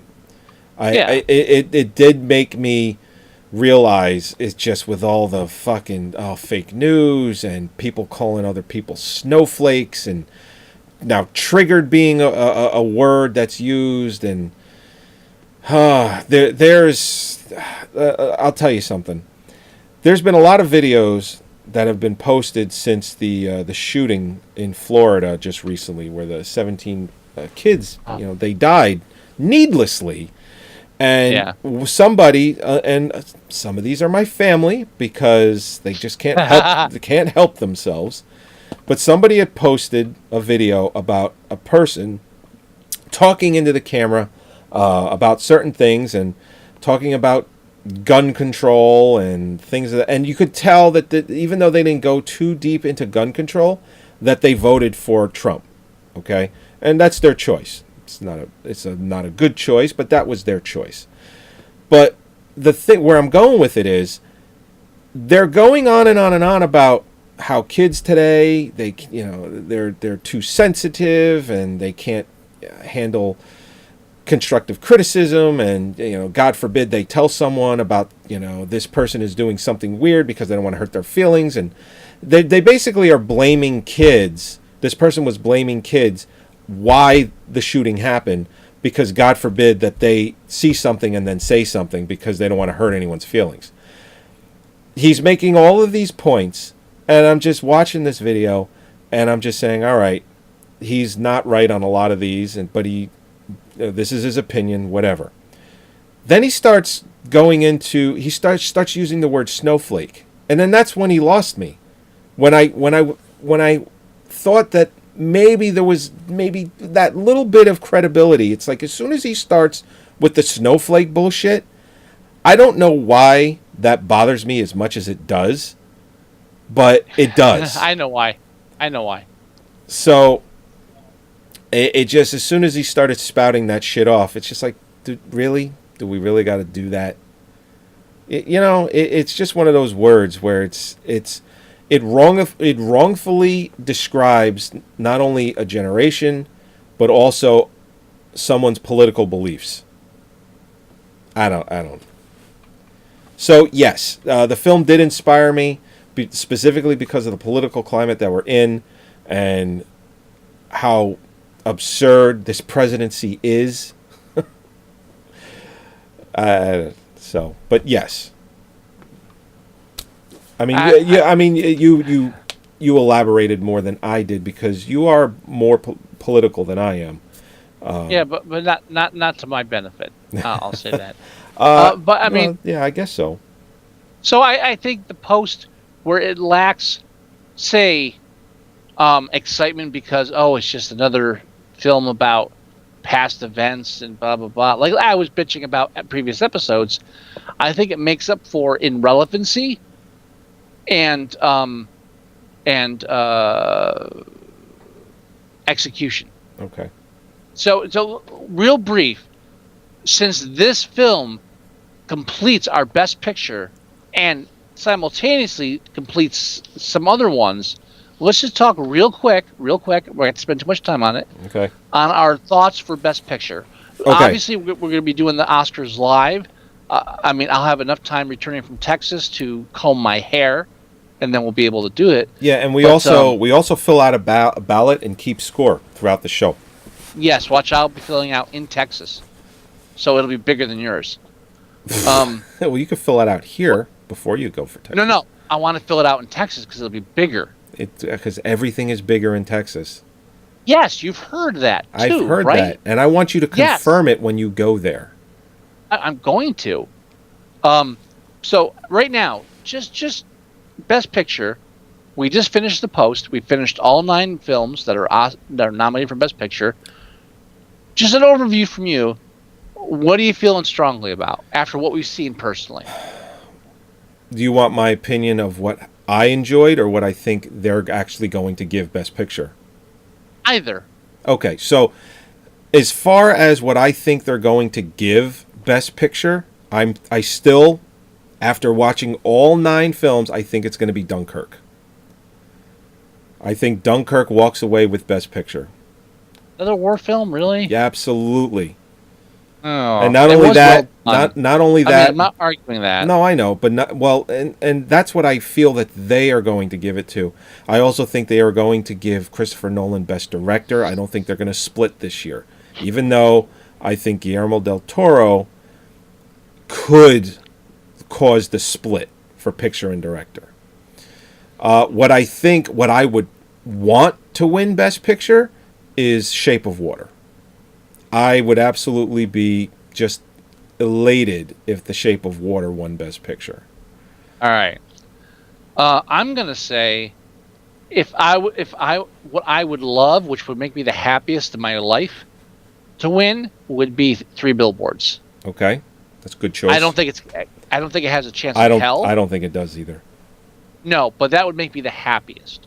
What I think might win, honestly, considering political climate and mixed with the film, what it does, I'm leaning towards Shape of Water.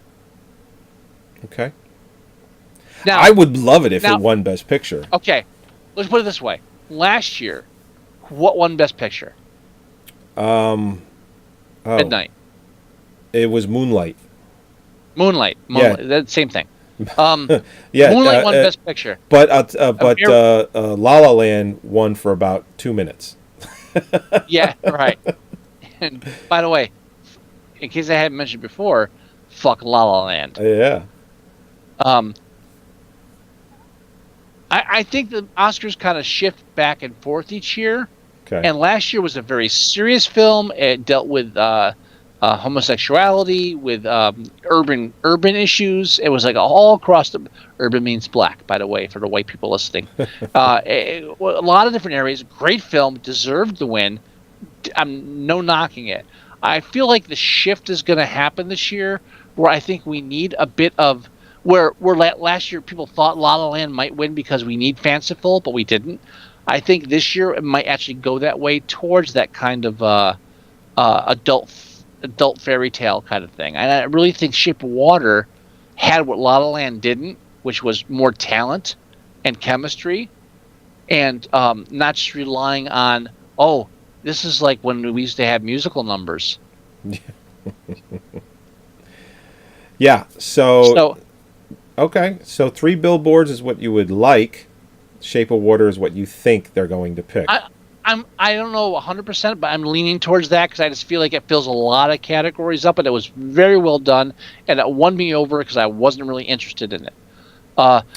I truly can't gauge it this year. Normally, I'm just like I lean heavily. There's a lot of good stuff. I lean heavily towards like it's like I cannot see this film not winning Best Picture. Let's put it this way: Call Me by Your Name, not necessarily my favorite film this year. If they called it for Best Picture, I don't have a strong argument against it. There's a lot of good reasons for it. I wouldn't be surprised. Let's put it that. Darkest Hour, same thing. I don't think Darkest Hour is going to win. Dunkirk, I think you have a strong argument. Get Out, not a chance in hell. Lady Bird, I don't think it deserves it, but who knows at this fucking point. Yeah. Phantom Thread, beautiful film, but I don't know if they're going to go in that far of a length. That's like going way overboard for me. Right. That's like... Well, I'll say this then. As far as the nominees, the one that I would be the most surprised if it won Best Picture would probably be... See, now, Get Out. Yeah, it would probably be Get Out. Yeah. Unfortunately, again, we loved the film. I loved it. But I would be like, holy shit, really? Because it's only nominated for 3 Oscars. Not that that's, there isn't a special number it needs to be nominated for, but only 3, and that's director, picture, and acting. It really wasn't recognized elsewhere. All right. So I'm going to jump over to actor in leading role because we've seen 4 out of 5. Because the 5th one is Denzel Washington. Okay. And we know he's not winning. He's not winning. He's not winning. If they're going to give it to a black dude, it's going to be the Daniel Kaluuya from Get Out. Right. So between Call Me by Your Name, Phantom Thread, Get Out, and Darkest Hour, I know you're leaning towards Gary Oldman. I'm still leaning towards Gary Oldman. There's nobody of the 5, because I haven't seen all 5. I've only seen the 4. Gary Oldman, there's no fucking way he's not winning. That's all I'm saying. I kind of agree with you. I really do. And believe me, I think Daniel Kaluuya from Get Out did an amazing job. Well, I'm with you. Timothy Chalamet, I think he was very good. I don't think he was good enough to be nominated personally, but I think there's no way he gets it. He's the way that I think they're going to look at it is he's like 21 years old. He's got his whole life ahead of him. They've already said that, A Star is Born. They've used that once or twice already. He's going to be in a lot more stuff. He's in 2 Best Pictures just this year alone. And I didn't realize he was the son, Matthew McConaughey's son in Interstellar. I didn't even recognize him. He was the, what's his face? Casey Affleck? He was the young Casey Affleck. He was like the 14-year-old kid in that movie, 15-year-old kid in that movie. Daniel Kaluuya? No. Timothy Chalamet. Okay, I was about to say, he's black. That's like... When your eyes widen, I'm like, I don't see why your eyes are widening this much. It's like I missed that part of that movie. What I found interesting, because when I read that, I went and looked at some of his scenes from Interstellar. He seemed and looked older in Interstellar than he did in Call Me by Your Name. Yeah. Which was weird because that movie is like 5 years old already. I think in the outtakes he did fuck a peach in Interstellar. Oh, did he? Oh, nice. But they cut it out because it like for pacing. Got it. Yeah. I agree with you 100%. I think Gary Oldman's a hands down. And Daniel Day-Lewis in Phantom Thread, they keep saying it's his last film. They're not going to give him an Oscar because it's his last film. He's got 3 already. That's what Lifetime Achievement Awards are for. Right. I think I'm with you in that if Gary Oldman doesn't win this, it's an upset. Yeah. And if he doesn't win, they're giving it to Daniel Kaluuya. I'm saying it now. We've also seen 4 out of 5 actress in leading role. I, Tanya, being the odd man out, because I'm pretty sure you haven't watched that yet. I have not seen it yet. I almost watched it tonight, but Hell's Kitchen was calling. So, but between that, we got Shape of Water, Sally Hawkins, Three Billboards, Frances McDormand, Lady Bird, and The Post, Meryl Streep. What are you feeling? Now, I'm feeling Sally Hawkins is walking away with this Oscar, but without having seen I, Tonya, I keep reading that Margot Robbie in I, Tonya is fucking amazing. I want to hold out until I see I, Tonya myself. Yeah. I'm with you on that. So, I really. But if I had to guess right this second, I'm probably leaning towards Sally Hawkins. I would say if Lady Bird got it, I'd be fucking pissed. Yeah. If I'm Frances okay McDormand got it, I wouldn't be pissed, but because she has a great performance. But I feel that I don't know. I think wouldn't be pissed. until I see I, Tonya, Sally Hawkins and Frances McDormand is like a toss-up. Yeah. Fair enough? Yes, sir. All right. Actor in a supporting role? Well, no. Because we've only seen like 3 of those. Or yeah, I have not seen. I'm only doing 4 or more. Oh, okay. So let's go to original screenplay. The only thing we haven't seen is The Big Sick. Yes. Okay. So this is original screenplay. Original screenplay, right? Oh, do we want to just talk about directing, super quick? Like, who do we think will? My paperwork's out of order. Let's go to directing. I'm sorry. Directing. Okay. So directing, you have Christopher Nolan for Dunkirk. You have Jordan Peele for Get Out. Paul Thomas Anderson for Phantom Thread. Greta Gerwig for Lady Bird. And Guillermo del Toro for The Shape of Water. I think it's Dunkirk. I think Christopher Nolan is long overdue. But with that said, I think if they split this year, it goes to Guillermo del Toro. I'm in 100% agreement. I think it's Dunkirk or Shape of Water. Yeah, because it might actually do that in picture. If anything, it might split picture and director. It might go to Shape of Water, and they might give Christopher Nolan the directing Oscar, or vice versa. Let's be fair.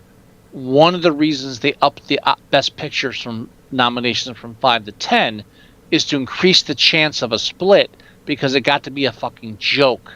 Whereas, like, okay, if they win Best Director, you know they won Best Picture, and if they didn't, it was a huge deal. Now it's like, well, the odds are in favor. It's like it's so fucking obvious now that they don't want to do Best Director, Best Picture. Although I can see them giving it to Jordan Peele because they know he doesn't have a shot in hell at picture, and his directing style was actually very, very good. That film it's a genre film. It's a genre film. It's not getting Best Picture Director. Sorry. Well, I'm just saying if they, they didn't want to go all white gold on their asses. No. If you want to do a separate list of like ones that obviously will not, we can pick ones that definitely will not. Definitely will not. Yeah, we could do that too. I think we should do that this year. We should pick the one that will win, and we should pick the one that definitely won't win. We should do that the night of the Oscars. We could in the pre-show. Well, I mean, when we do our ballot, we'll just. I mean, when we choose who we think, we make our predictions. We should predict who will win, and we should predict who definitely will not win. Fine, that sounds good. So when they're announcing, we'll say Best Director. We'll say this is what I picked, and then we can also talk about this is definitely not winning. Right. The other so one. Perfect. I'm good with that. We'll see who wins each one. Okay. All right. So you're in agreement with me about Dunkirk and Shape of Water then? 100%. Okay. Real quick, writing original screenplay. Let me find it. We haven't seen The Big Sick, but I think we can both agree it's not going to win. No. This is one of those happy to be nominated categories for them. Right. The other ones are Get Out, Lady Bird, Shape of Water, and Three Billboards. What the fuck is it? I hate this. It's just all the way at the bottom. We're on. That's why I have my physical list. Yeah, I should do that more. So we're on original screenplay. Right there. Okay. Original screenplay. So The Big Sick, Get Out, Shape of Water, Lady Bird, and Three Billboards. What do I think wins? You know what? I think it goes Three Billboards. Me too. Yeah, I think it goes Three Billboards. A close second, and I hate to say this, but I think they might go Lady Bird. I do. Fuck that. That film deserves nothing. Nothing. Nothing. You get you drink fizzy lifting water, you get nothing. You get nothing. I honestly don't give a shit about But- film editing. But I think it's going to go to 3 billboards for original. That Film is where I editing? want it to go to. We're talking about film editing? I just looked at it because we had 4 out of 5, but I don't give a shit about it. Musical score, the only thing, you've seen them all, and we already talked about it briefly. Oh, yeah. Dunkirk, Phantom Thread, Shape of Water, Star Wars, and 3 billboards. I think it's Dunkirk, Phantom Thread, Shape of Water, but I think they give it to Phantom Thread, but my very, very, very close second is Shape of Water, then Dunkirk. Okay. Well, but by the time when the Oscars roll, we'll have our ballots up and live on the Facebook page. On the Facebook. Just go to Facebook and do a search for Moviesucktastic. It's easy to find. No, it's really easy. Yeah. Okay, so now we're doing adapted screenplay. Oh no. Well, have you seen a lot of them? I thought we were done. I've adapted seen screenplay. I still. Oh, you know what? I've only seen 2. I've only seen 3. No, you've seen 3. You haven't seen Disaster Artist yet? I have not seen it yet. Dude, I know. I'm done. I know. It's pathetic. But you know what? It's pathetic. gonna go to Call Me by Your Name anyway. You think? I think so. Hold on. Now I gotta go back. If it doesn't go to my fucking category. If it doesn't go to Call Me by Your Name, it's The Disaster Artist is a very close second. It's one of those two. I'll give you that. It's Disaster Artist or Call Me by Your Name. Hold on. Neither of us have seen Molly's Game or Mudbound, correct? Correct. I can't make that call until I've seen those two. This and adapted screenplay is hard too, because really, in order to judge an adapted screenplay, you have to look at the source material as well. I've read The Disaster Artist. This is very true. Now, Logan, is that based on a comic book? It's gotta be. It's gotta be. What else could it be based on? So it's not going to win. No. The fact this is again happy to be nominated category for them. I'm fucking. I don't know if am I the only one that was surprised that Logan made best screenplay, because I didn't think it was in the running for anything. I kept reading about how a lot of people thought it was gonna get nominated for best adapted screenplay. But they're full of shit, because you didn't think Logan was going to get nominated for best adapted screenplay. Come on, seriously. It was just one of those movies that I kept reading about that it says, hey, I wouldn't be surprised if it got nominated for adapted. Yeah, I would, and I like the film. Come on, it's like it's a Deadpool for best directing. Yeah, I love Deadpool. If it got nominated for best directing, I'm shocked. Come on. Wow. So between now and the Oscars, I will be flying to Texas and flying back. Okay. And in the meantime, I'll be trying to watch as many additional Oscar films as I can. I have not, since I am in the process of trying to sell a house and buy a house and move. Oh, fuck me. I have not been able to catch up on my Razzies awards, so we're not covering the Razzies this year. I apologize. But there's only so much I can do as a man. As a man, baby. I would have loved to be doing written reviews this year, but I have no time whatsoever to do any kind of writing. My whole writing thing has been paused, so we're really stuck with this. That's okay. Unfortunately, this, I can't get into it. I'm moving to Texas. Yay. Yay.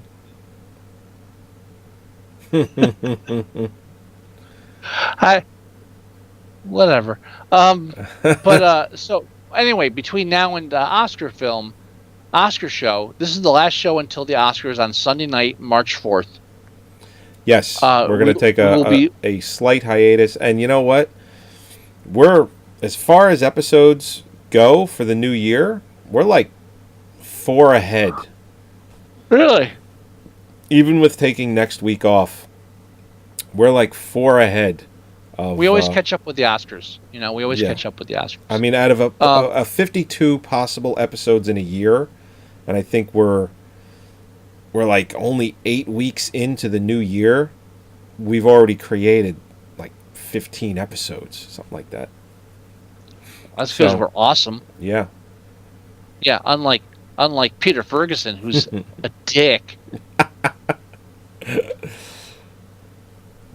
And if your name is Peter Ferguson and you have no idea what we're talking about, I apologize. You just happen to have the same name as a dick, and it's not your fault. Happens to the best of us. It happens to the best of us. I have the same name as the guy who died in The Walking Dead, and that bothers me tremendously. One of the best quotes from Scott ever is, And the monster. well, yeah. One of the best quotes ever from Scott is, when I watch a movie with Scott Wilson and he dies, I don't like that. I really don't. It bothers me. Yeah. Holly keeps talking about Walking Dead. She's like, "Oh yeah, and that character, he died." So I know it's Scott Wilson. She's like, "Yeah, he died. They cut his head off." Well, his living severed, and this is poetic. His living severed head was alive later on. That doesn't bother you at all? No, why? Nothing. That's a huge spoiler alert for anyone that may not be watching The Walking Dead but listens to our show. Oh, if you're watching, I don't care. This is a movie show. It's not a TV show. St. Elsewhere was a dream. Oh, there, I've done it. Wow! Look, what the fuck did you just do? There's like one person like Saskatchewan, motherfucker. I was 4 episodes away. 4, motherfucker. That's right. It's all in the imagination. He's an autistic kid in his garage. It's a Bob. It's kind of like a Bob Newhart ending. Yeah. Oh, Rosebud was just ruined another show. We just ruined 2 shows and a movie. We're on a roll. Should we end something else? Give away the end of The Sixth Sense or something? No, because Video Watchdog did that, and fuck them. Oh, fuck that shit. I mean, I remember Scott gave me was it Video Watchdog? We always talk about it, and I never remember if it was Video Watchdog. But Scott, I told Scott I never watched The Wicker Man, and Scott was like, "Oh, I got this book that has like synopsis. It talks all about it, and it gives away what happens." And I was like, Scott, this gives away the main part of the movie. That was Cult Films, one of the Cult Films books. And there's Cult Films Volume 1, 2, and 3. Yeah, I gave that to you. And you know what? That was like one of those points where like I didn't. It's for me when I read a book about a film or I read something about film. Right. I was ready to read everything. Joey's thinking it was just like kind of give him an idea in general, and he's like, no, it tells you everything. Like it walks through the film. Well, because I told Scott, hey, I've never seen that movie. I've always wanted to. Oh, here, read this. And it's like, fuck. Because, and you know what? At that point in my life, and even like now, although now actually less because I like being surprised, I was at a point where like, yeah, I'll read this whole article or essay or whatever on this film and have it ruin everything for me because I'm more interested in like what's going on in the film, and then I'll go back and watch the film and pay attention to it. And you're like, yeah, you just ruined the fucking ending. You ruined it. I mean, there could be worse films that get ruined for me. So, like Sixth Sense, Fight Club. Sure. Dude, the fact that I saw Fight Club on VHS after it was in the theater and no one spoiled the ending for me is a testament to how good I was at avoiding anything about it. Yeah, that's amazing. I was just listening to Opie Anthony and I was, yeah, Fight Club. I was like, click. Don't even. No. Not reading anything. I don't even want to watch trailers anymore. Fuck this shit. I'm watching this film blind. I think that Fight Club was the big turning point for me where I realized I don't need this shit ruined for me. I want to experience it. Yeah. And we've talked about it, about trailers showing the end of the film in the trailer or giving away serious plot points in the trailer. Hell, even in Get Out, we talked about it when we reviewed that. The 30-second TV spot, if you look for it, gives away the main plot, one of the main parts of the plot. And it's like, holy shit. If you're paying attention to anything at all and you watch that TV spot, a 30-second TV spot, you could ruin it for yourself if you overthink it just enough. They don't fucking care. That's the thing. All they care about is getting people in the theaters. They don't give a shit about ruining the film for you. I know. It's fucking sad. Yep. So, all right. I think we've gone really long tonight. We were supposed to do this show in an hour, but it's fitting that it's the last show we're doing until the Oscars, and it's almost 2 hours. So. Yeah, we should stop. Yeah. All right. So let's go ahead and end this. I know we were going to do a few more outtakes for the podcast on the website. Oh, just start playing it. Just wait, hold on. Stop the music. Stop the music. Stop it. Stop it. Okay. Just start playing the outtake. I just want to hear it, and we can flag it if it's not fun. This was the Drag Me to Hell. Yeah, every time I go to our website, Livestream tells me that my CPU is about to take a shit. It says CPU over 80%. Try closing, your app. Try making your shit more realistic. Yeah. Let's see. Was that episode 6? Which one was it? It's around there. Scott and Joey talk about law-abiding citizen and try and open the show. That was 6. I think it was episode 3. Drag Me to Hell. Here we go.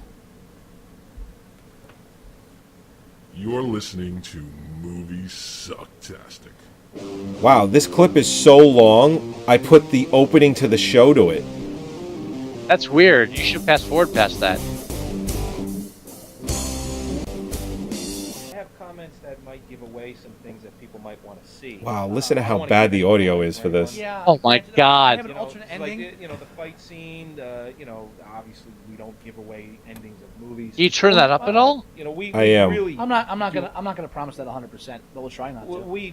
Wow, we've been talking about not giving away stuff since episode 4. Episode Episode 3. Just saying, we'll try our best. We care. Talking about a film from Here we go. 1972. I'm not tiptoeing around the plot. No. If it's a new, this one's not even on DVD yet. No, it hasn't come out yet. Yeah, I believe it's I don't want to ruin. I don't want to ruin any kind of twist ending or anything like that. It's not. You see, you're gonna see the ending coming. Don't worry about it.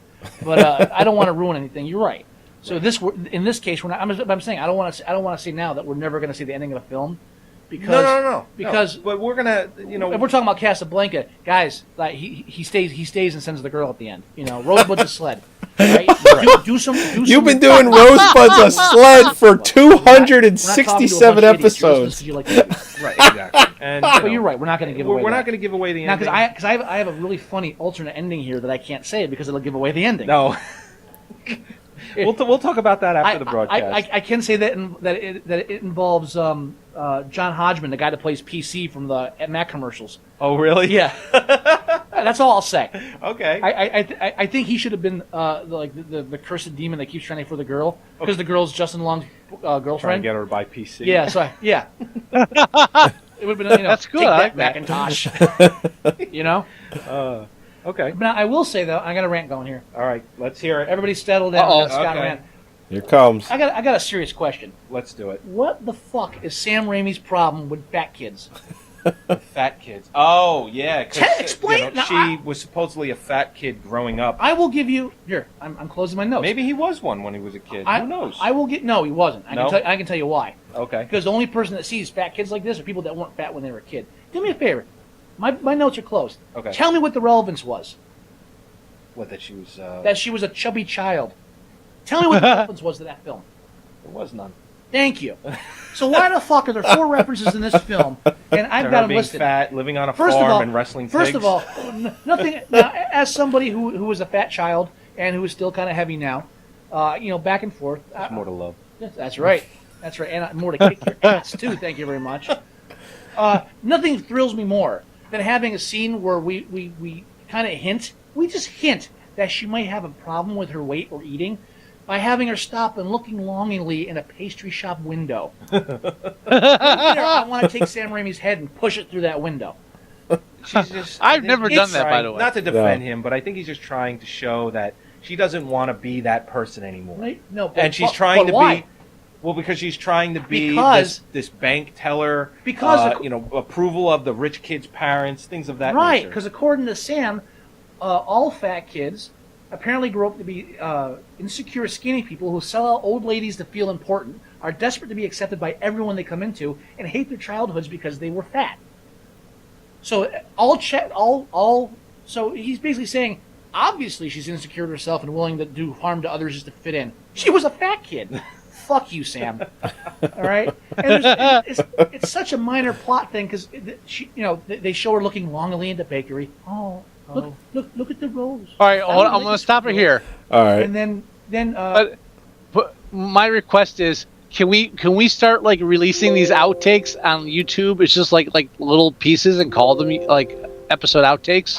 You know what I would love to do? I would love to do like timed slideshows to it, like as we're talking, like specific slides come up during that. All right, I'll make you a deal. I can do that.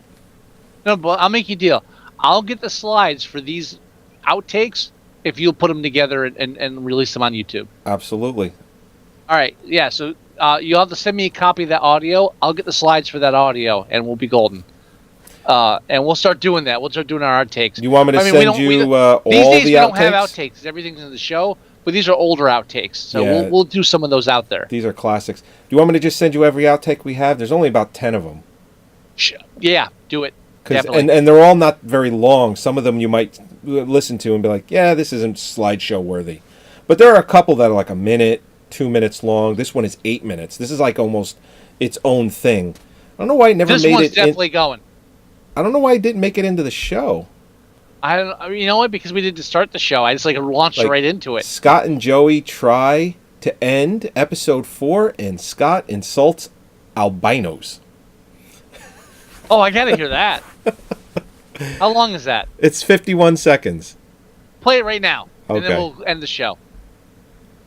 And that's it. So just remember, Welcome to movie. Welcome for joining the. just remember when you touch yourself, God cries, and always look on the bright side. Always. And don't trust albinos.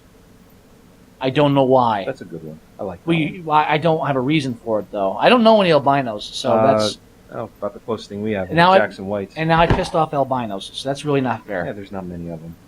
Yeah, but it only takes three to gang up. You will not have an albino war upon your head. It only takes 3 to kick your ass in the parking lot. I don't have to upset like a whole tribe. Well, do it in the daylight. All right. Well, that's it. Again, thanks for coming, and check out Moviesucktastic.com. That's good. There you go. You know what? The only difference between like episodes way back then and now is that we don't edit that shit out. Yeah, we don't edit that shit out. We really don't. Are there any other ones? Scott and Joey talk law-abiding citizen and try to open the show. That's 1 minute and 6 seconds. That, you know what? That the Drag Me to Hell rant might be the only thing worth doing, but I'll send them all to you. Yeah, send them all, and I'll say otherwise. I almost did play that one. I was like, no, we have to send it. We have to end the show. There's got to be more outtakes. Is there only outtakes in the first 10 episodes? Oh, here we go. I may have Scott some. tells Joey his opening to the show is weak. Let's see. I could swear there's like a couple of more. I might have some that you don't have. Because remember, at one point, I was editing shows and you weren't. Yeah, that is true. I know I still have the Joey's bloody well stammers. Bloody well stammers. Because that angered you for some reason. That was weird. Bloody well stammers. You know, he blah blah blah. He blah blah blah, blah bloody well stammers. Yeah, I'm up to episode 20. I don't see any more outtakes.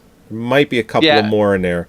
I could just go to the server. Oh, here we go. Here's one. Joey explains how important a pause is for cutting in trailers. How long is that? It's 1:18. Ooh.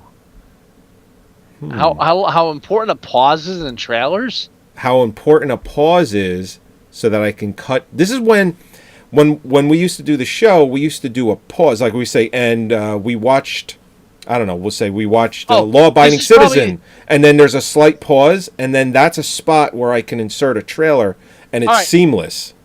This is probably you yelling at me, so please play it right now. I want to hear you yell at me. Okay. So, yeah, let's talk about am the Eggman. Paranormal Activity. Nah. No, go ahead. After you. See, the whole thing about when I say that, I like a slight pause because it doesn't fucking kill me to cut in a trailer. Oh, so you want to pause? Do you have any idea how hard it is to cut in a trailer? When I go, let's talk about Paranormal Activity. Okay, let's talk about. Oh God, now I have to go in there and I have to fucking splice it so that it sounds right. You know, like in the last podcast, where it's like, and we went and saw Saw 6, and it was like, oh God, now I have to go Saw 6, and I have to fucking. So let's start it again. So let's talk about Paranormal Activity. Yeah, let's. I fucking knew you were gonna do it. Yeah, that's why I had to do it. All right, so let's talk about Paranormal Activity. We both seen it. Give yourself the pause. What are you doing? I was going to shut up now. Give yourself the pause. Okay. Okay, we're going to talk about Paranormal Activity That's now. better. What the fuck? Sorry. Last time, honest. Go ahead. Okay. Do it. Do it for real this time.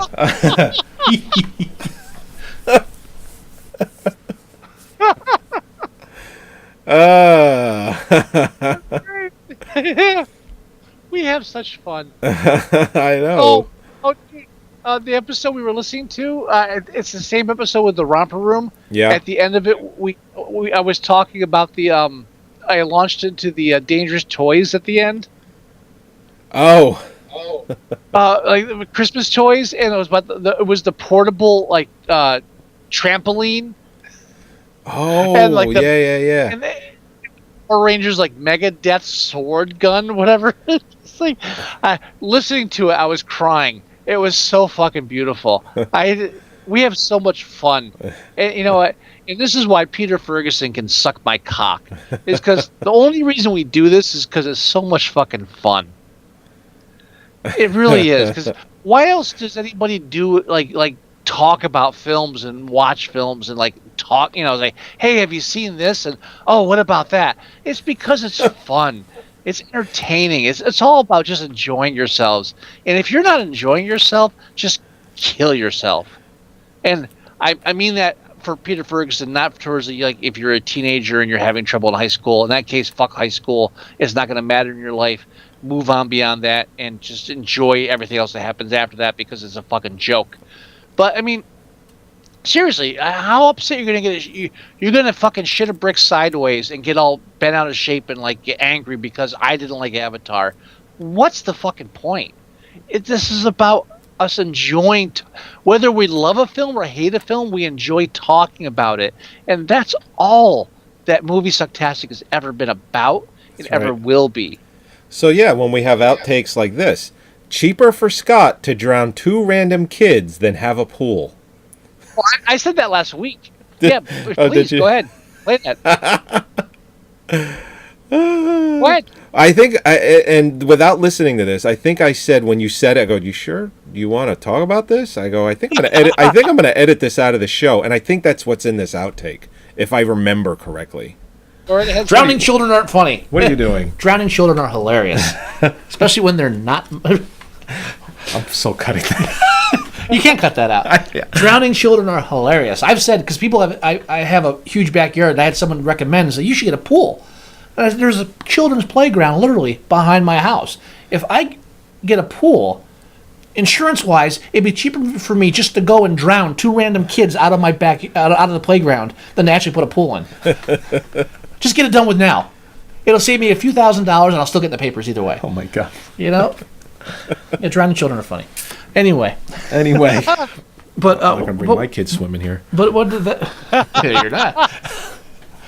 Because I'm not going to have a pool. But what was that leading me around to? I was going to mention something briefly because we talked Mark Singer V. No, after that, because we talked about V, and then damn, I lost Robert track. Englund. Not Robert Englund. It was before that. You Production. sidetracked me. No, TV. Time period. VCRs. I was going to mention something and I lost it. I probably just have to cut the whole thing out because I Production value. No, you're not helping. It was like an offshoot of that. That was Really not helping. We were talking about the TV show. I can't think of it now. Right. What was to pick up and end it then? So let's. Oh no, I got it. And that's how that clip ends. Yeah, what I love about that clip more to me talk about drowning children was like I can't remember what I was talking about. And you start rattling off the whole list. Like, this. Like, no, it wasn't that. This. You're not helping. But by the way, Joey, in Texas, we're gonna have a pool. Please bring your kids. They'll be old enough at least. It's all, honestly, again, it's all about just fucking having fun and relaxing. And I know I don't do that all the time either, but holy shit, that's all this show is about. Right. If you're getting your tits in a twist because you don't like the fact we didn't like your film, or we're not giving you enough inside information, or, oh, I forgot to mention the last 20 films he did before this, just fucking die. I don't care. You don't mean anything to me. We're sharing. And if you don't want to share, go watch fucking fail videos and just shut the fuck up. That's it. That's it. This is all about sharing and enjoying and occasionally disagreeing. Oh, but yeah. All in all, it's all fucking opinion. It's all fucking personal. If everybody thought the way you did, they'd be you, and that'd be creepy because it'd be a doppelganger, and technically one of you has to kill the other. Yeah, it's usually how that works. It's always how that ends, and who wants that, like, liability? Oh, I had to kill my doppelganger. Or instead, I chuckled a bit at this podcast, and they said some things I didn't agree with, but hey, it's fucking life. Or yeah, I killed my evil twin, and now I gotta live with that the rest of my life. What do you prefer? Make a choice. Make a choice. So that's it for outtakes. Yeah, normally this would have been an outtake, but we don't give a shit anymore, so it's all in the show. It's all in the show. So at this point, Joey, get us the fuck out of here. And I'll tell you what, my descriptions as the for the website has gone. It's gone from Scott and Joey review this and talk about that. Like the description for the podcast player on the website. I used to give like a tiny, like when we did Beowulf, and when we did Beowulf. I think Beowulf was the Romper Room episode. That was like episode 40 or something like that. I think that was the Romper Room episode because I think I remember listening to that recently. 36. It was like anyway, where I'm going with it is like the description for the episode. I have a little synopsis. Then under that, which is the actual file name, it's called "Is this Mortal Kombat or Beowulf?" Shit, because it was not the animated Beowulf. It was the one with what's his face, Highlander. Christopher Lambert. Yeah. Yeah. And the first like 30, 40 episodes, that's how I described it. And now when I post an episode, because not that I don't give a shit, it's just easier. It's just Ladybird and then the year it was made. It's like the description is above it. Why do I need to elaborate twice? Yeah, what else do you need? Yeah. Fuck that shit. Anyhow. So let's get the fuck out of here. Yeah, way too long. Way too long. What were you thinking, sir? I don't know. Anyway, episode 271 of Moviesucktastic, where we reviewed The Post, our last Oscar film of the season. Next week we will take off, and then we will come back for the live Oscar show on March 4th, Sunday night. So tune in for that. Maybe we'll try and do the YouTube live stream for that if I can get us both in there. I don't know. That'd be an idea. Yeah, I don't know. I'll see what I can do with that. Anyway, so go to our website at moviesucktastic.com. Listen to the show there. You can download the show there. You can tune in live every Thursday at 8 o'clock and hang out with us while we review a film. You can go to iTunes and you can download or listen to the show there as well. You can go to our Facebook page at facebook.com/moviesucktastic. Everything we post, from trailers to when we go live to just about everything else entertainment-wise, goes on the Facebook page. If you want to email us, our address is themovieguys@moviesucktastic.com. If you want to leave us voicemail, the number is 908-514-4470. If you do either of those things, we'll read it or play it on the show or do both. If you want, you can go and download the free app for your Android device. It's 100% free. Everything I said is in it. It's how I listen to the show. It's awesome. Highly recommend it. And again, can't fucking go wrong. It's 100% free. And, well, then we have a Tumblr page, moviesucktastic.tumblr.com. That's it. You have any words of wisdom? I think you know where I'm going with this. I think I know where you're going to go with it. 2 episodes in a row. Go. Peter Ferguson can suck my taint. His name has never been called out so many times. All right, everybody. We will talk to you next week. White gold! White gold! Bye-bye, everyone. Later. Later. Thanks for being here.